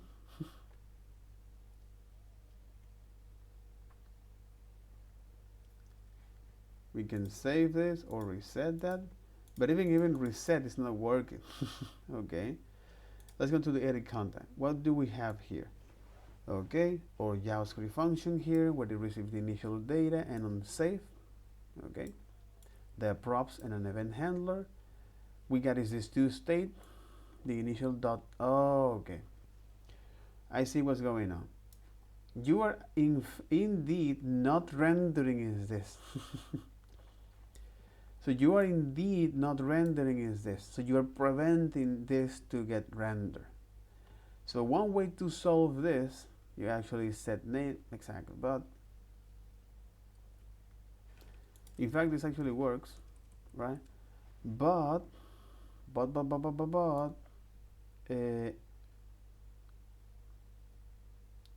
okay, exactly. So one way to solve this is by saying, hey, instead of actually using a state for that, okay, And because props are read only, because props are read only here,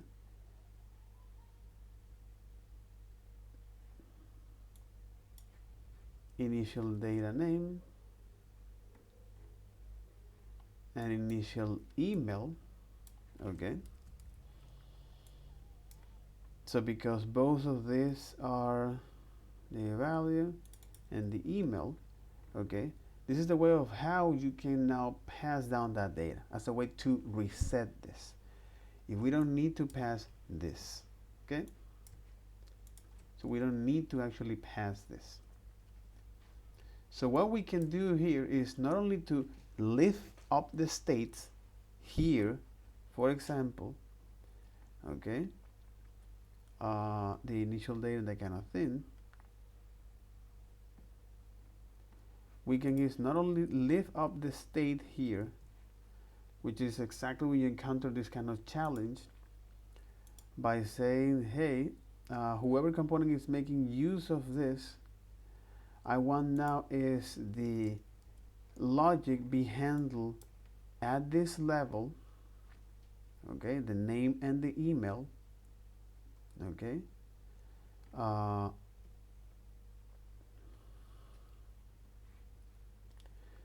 I'm gonna to pull, I'm gonna lift up this state here, okay, I'm gonna lift up the state here, eliminate them, and make use of the initial data that we're passing to them. All right, and when that change, yeah, you're actually triggering is the on change. Okay, you can say is, hey, I want now is to define is the handlers here as a way to say, hey, let me pass this now handle or on name change, okay, on name change, okay, and the other is on email change, okay, come on, okay, on email change, so on email change, which are handlers change. All right,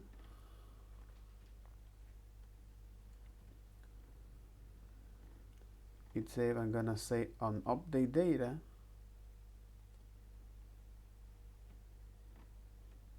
okay, you're gonna call this the on name and on email change.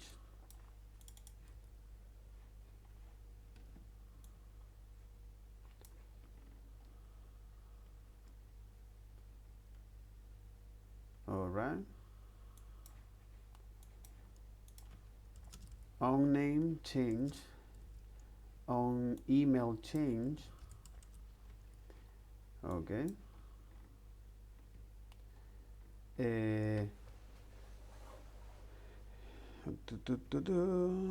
that's right,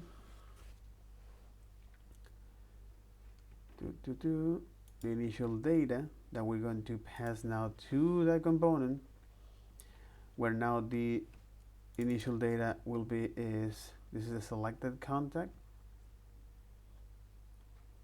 exactly, the initial data will be the selected contact, and we go now is to define some handlers here. So for example, this is function safe, okay, exactly, they expose this is the unsafe as a way to handle that, but we are now lifting state ups, which is name like this, and I would like to do this, okay. Question, can I get this data from the contacts? You know, can I get this data from the contacts?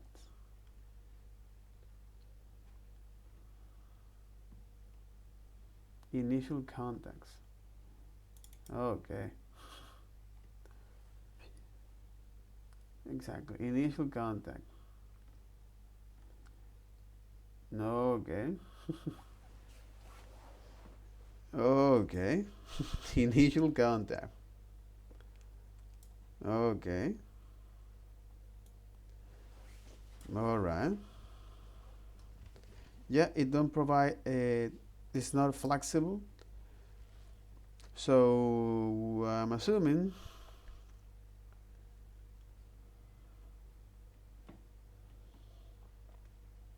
Okay. Where now I'm assuming that that particular name is from the contacts by saying contact here.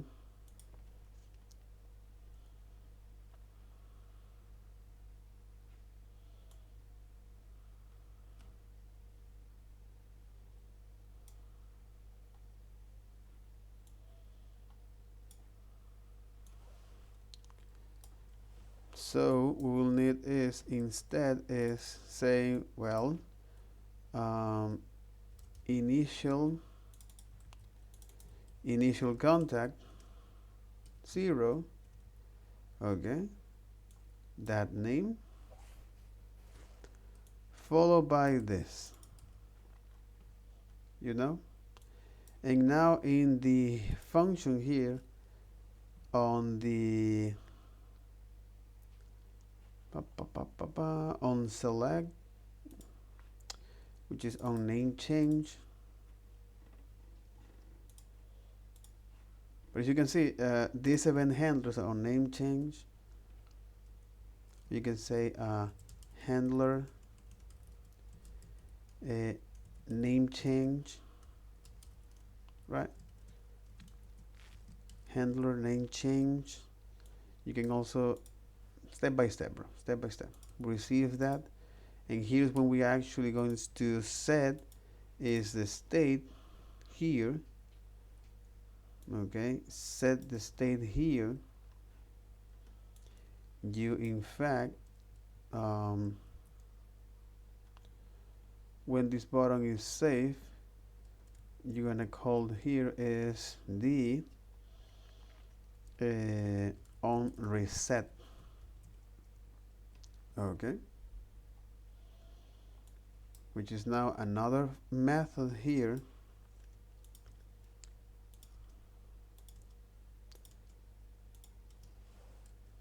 that is on reset. Okay, as a way to trigger now this reset callback that we receive here.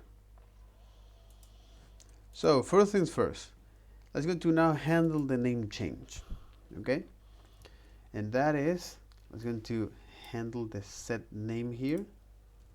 Okay, so when we receive any event from the child class, current dot name event, is target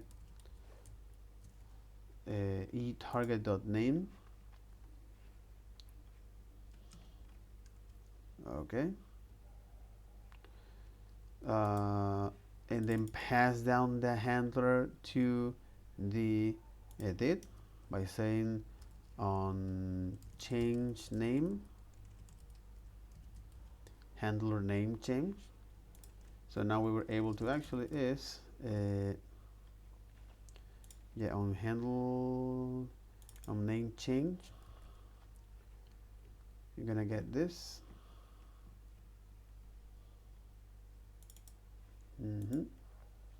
Trigger this, and then get that Jesus dot value, and now either target dot value, set the name for that.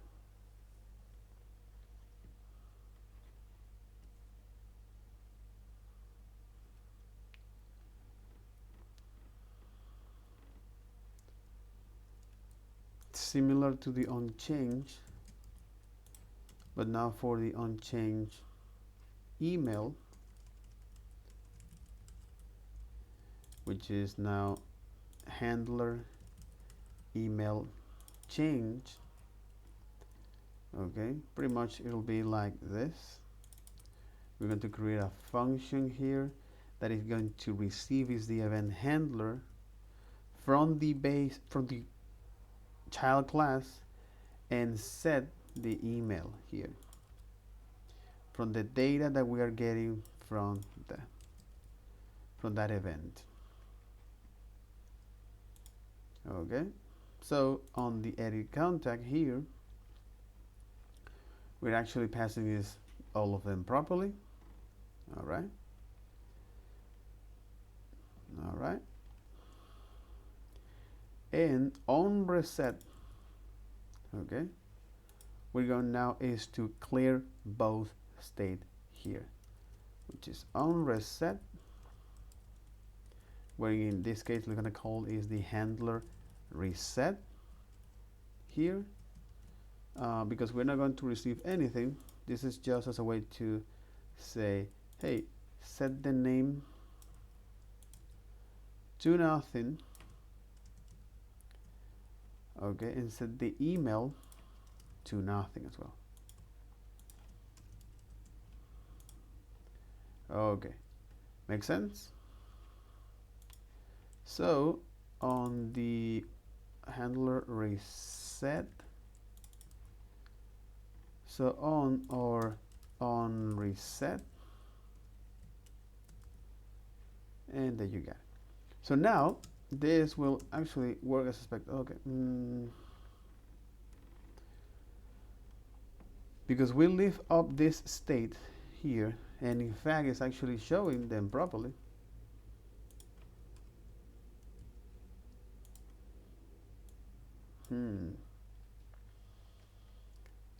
That's interesting.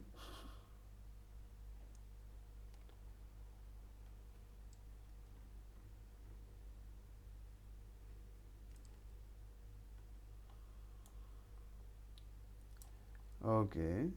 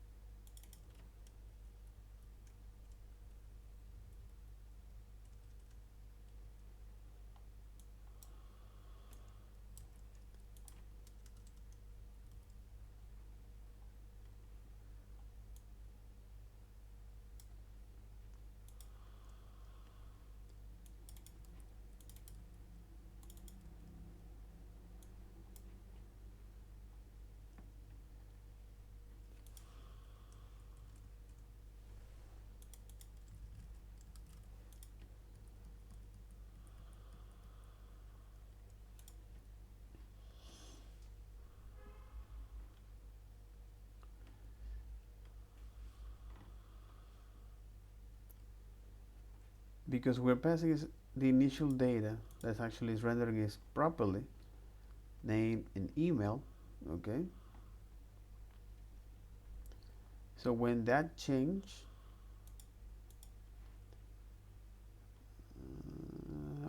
because we're changing is the select contact here.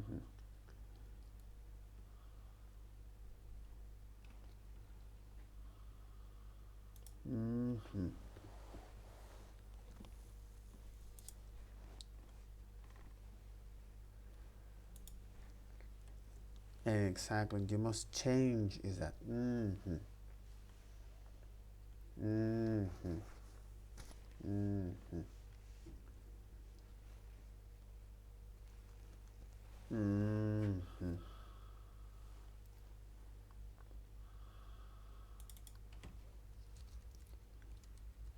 You can say name and email here. All right, but you're gonna pass down that the name and the email.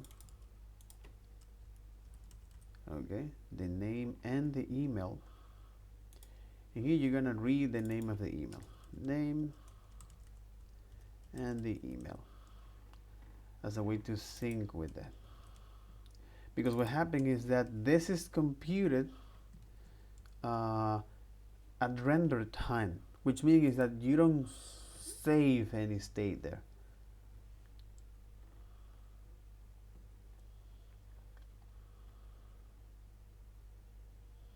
So you get name, email, and that thing.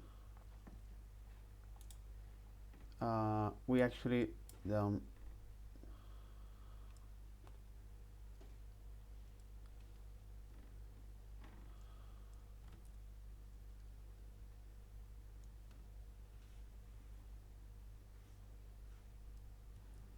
is that? It's selected contact.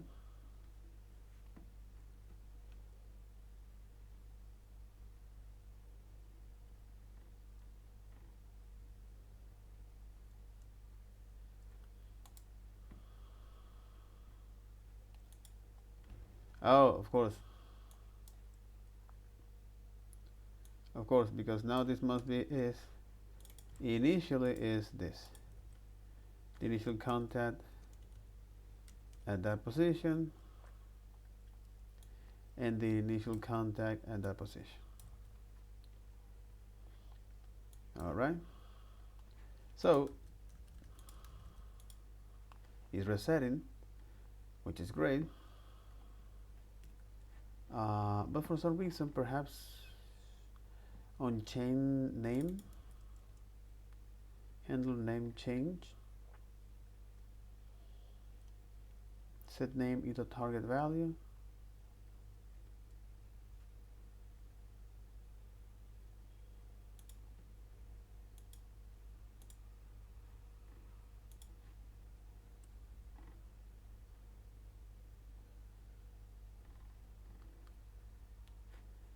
So on email change,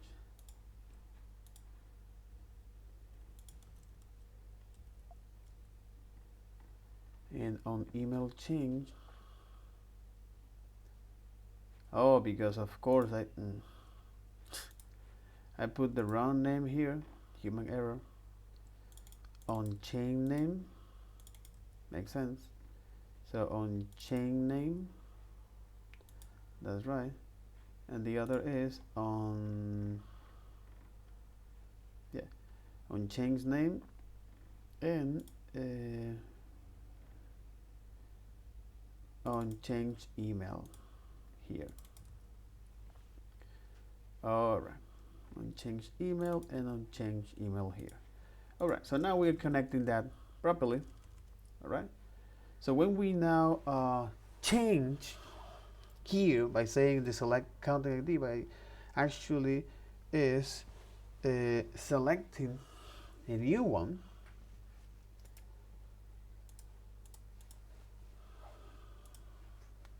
where I don't know where this data come from, but as you wish, set selected ID. So now we were able is to, well, not only save that. Oh, because you expect that.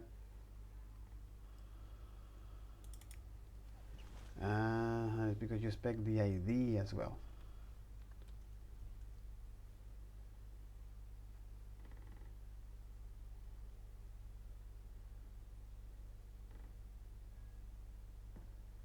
Mm-hmm.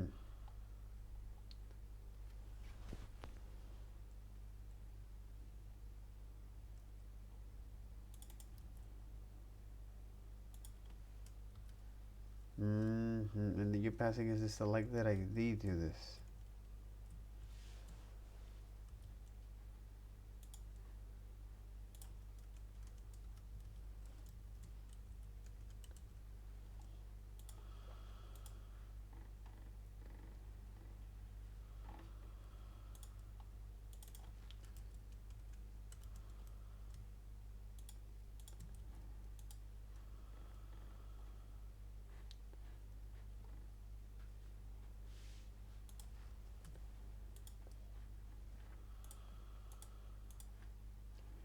So when you save this, you save that. You say that with Taylor. Okay, we say no, Alice.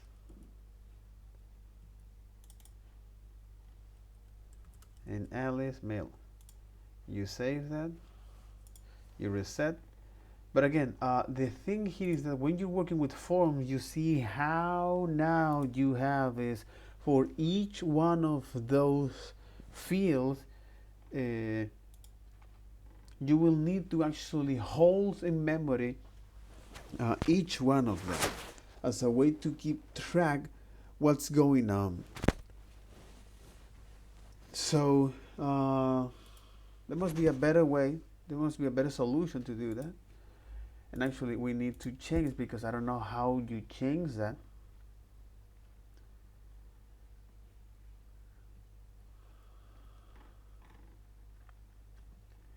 So instead of to adding is a new state, which is one of the source cores of that, is by adding is a key here.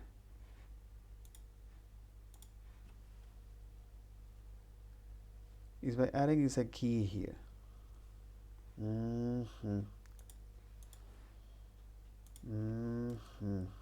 The other is putting a key as a way to render this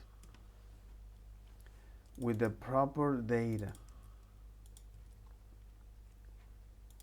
And then they're gonna render, and then they're gonna render with the proper data, and then the state.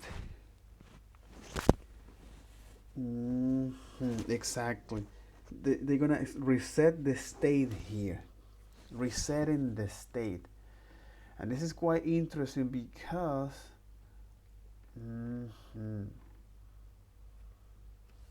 this way switching between different contexts will reset the form here. That was quite interesting, especially if you're gonna work with form. Might be sometimes not you working with form, but the idea here is that in the particular component, let them handle that logic for that. Okay? And only you're going to now reset that state, which means you're going to reset that state with the particular key, and then this is the data that you're gonna pass this. I make the other example, but as you can see, because with the previous example, I just want to leave the state up here, hold the referencing memory here, and it's in there that actually show this data. I just overcomplicating things. Why is that? Because now I need to actually redefine that logic here. And again, there is no need for me to do that, because this is just one component that I want to share this data. And also, we want us to render is with a new state here, with a new state that we pass this.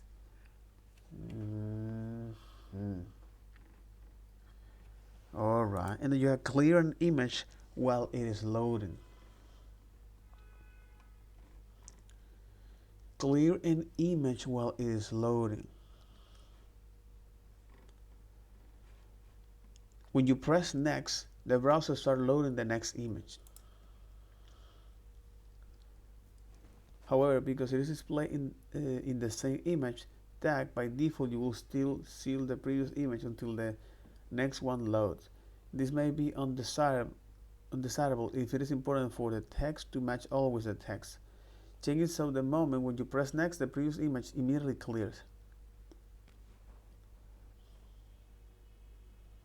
You have an image with the index.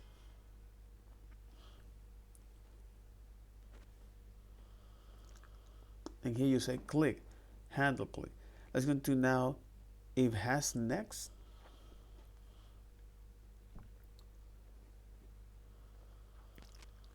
We just evaluate this. Hey, do we have next? It's true. Okay, set the index, which means that you're going to now in the render phase.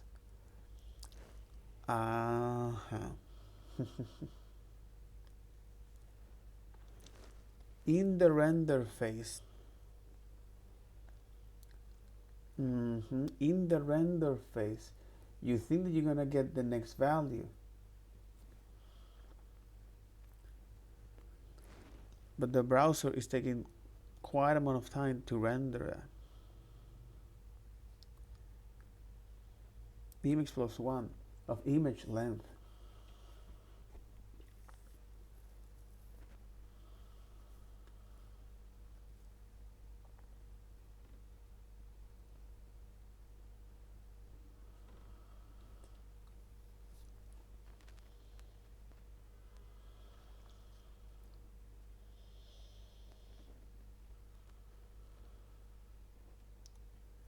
But the image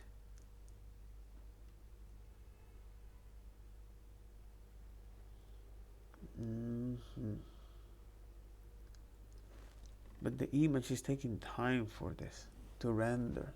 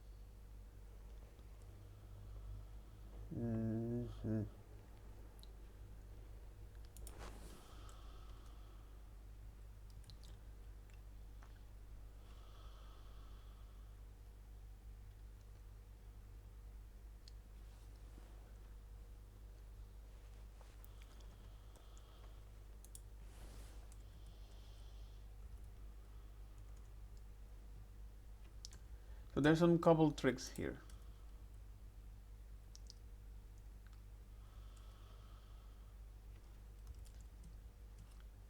There's a couple tricks here.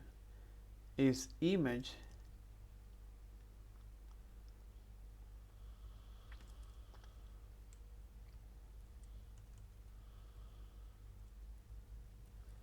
there's a couple tricks here. Because we're preserving its state here.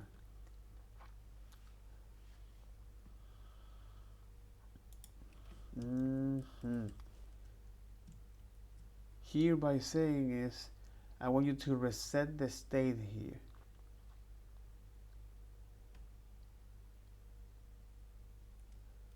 By saying image.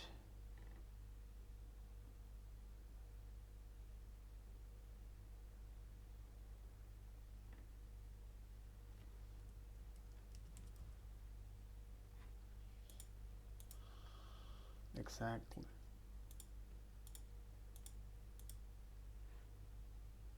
But by saying this to here, you're telling is that, hey, I want you to now render this element and reset the state.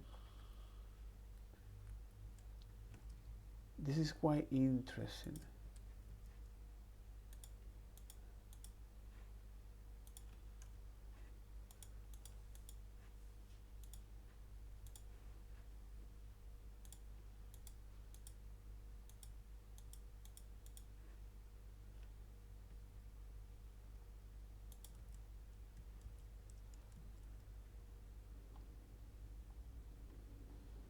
Okay.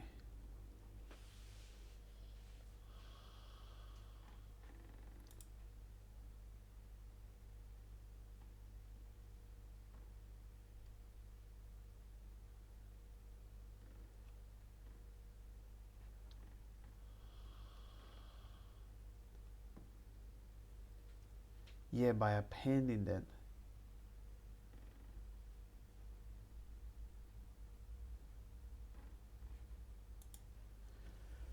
Exactly, you can provide a key to the image tab. When the key changes, React will recreate the image.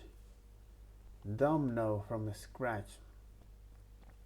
This calls a brief flash for each image load. So it is not something you want to do for every image in your app, but it makes sense if you want to ensure that image always match the text.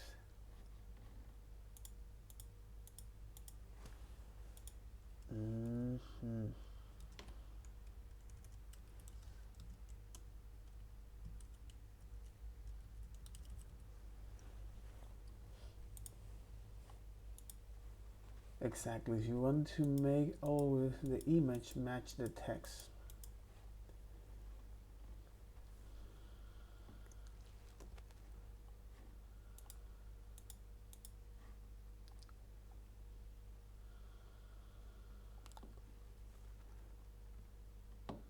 Or the source here.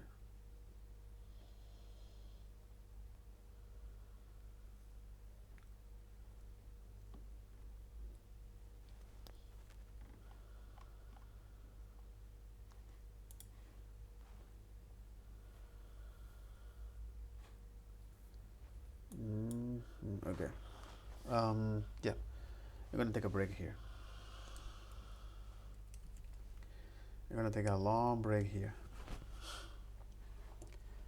Okay. Yeah, I'm gonna take a long break here.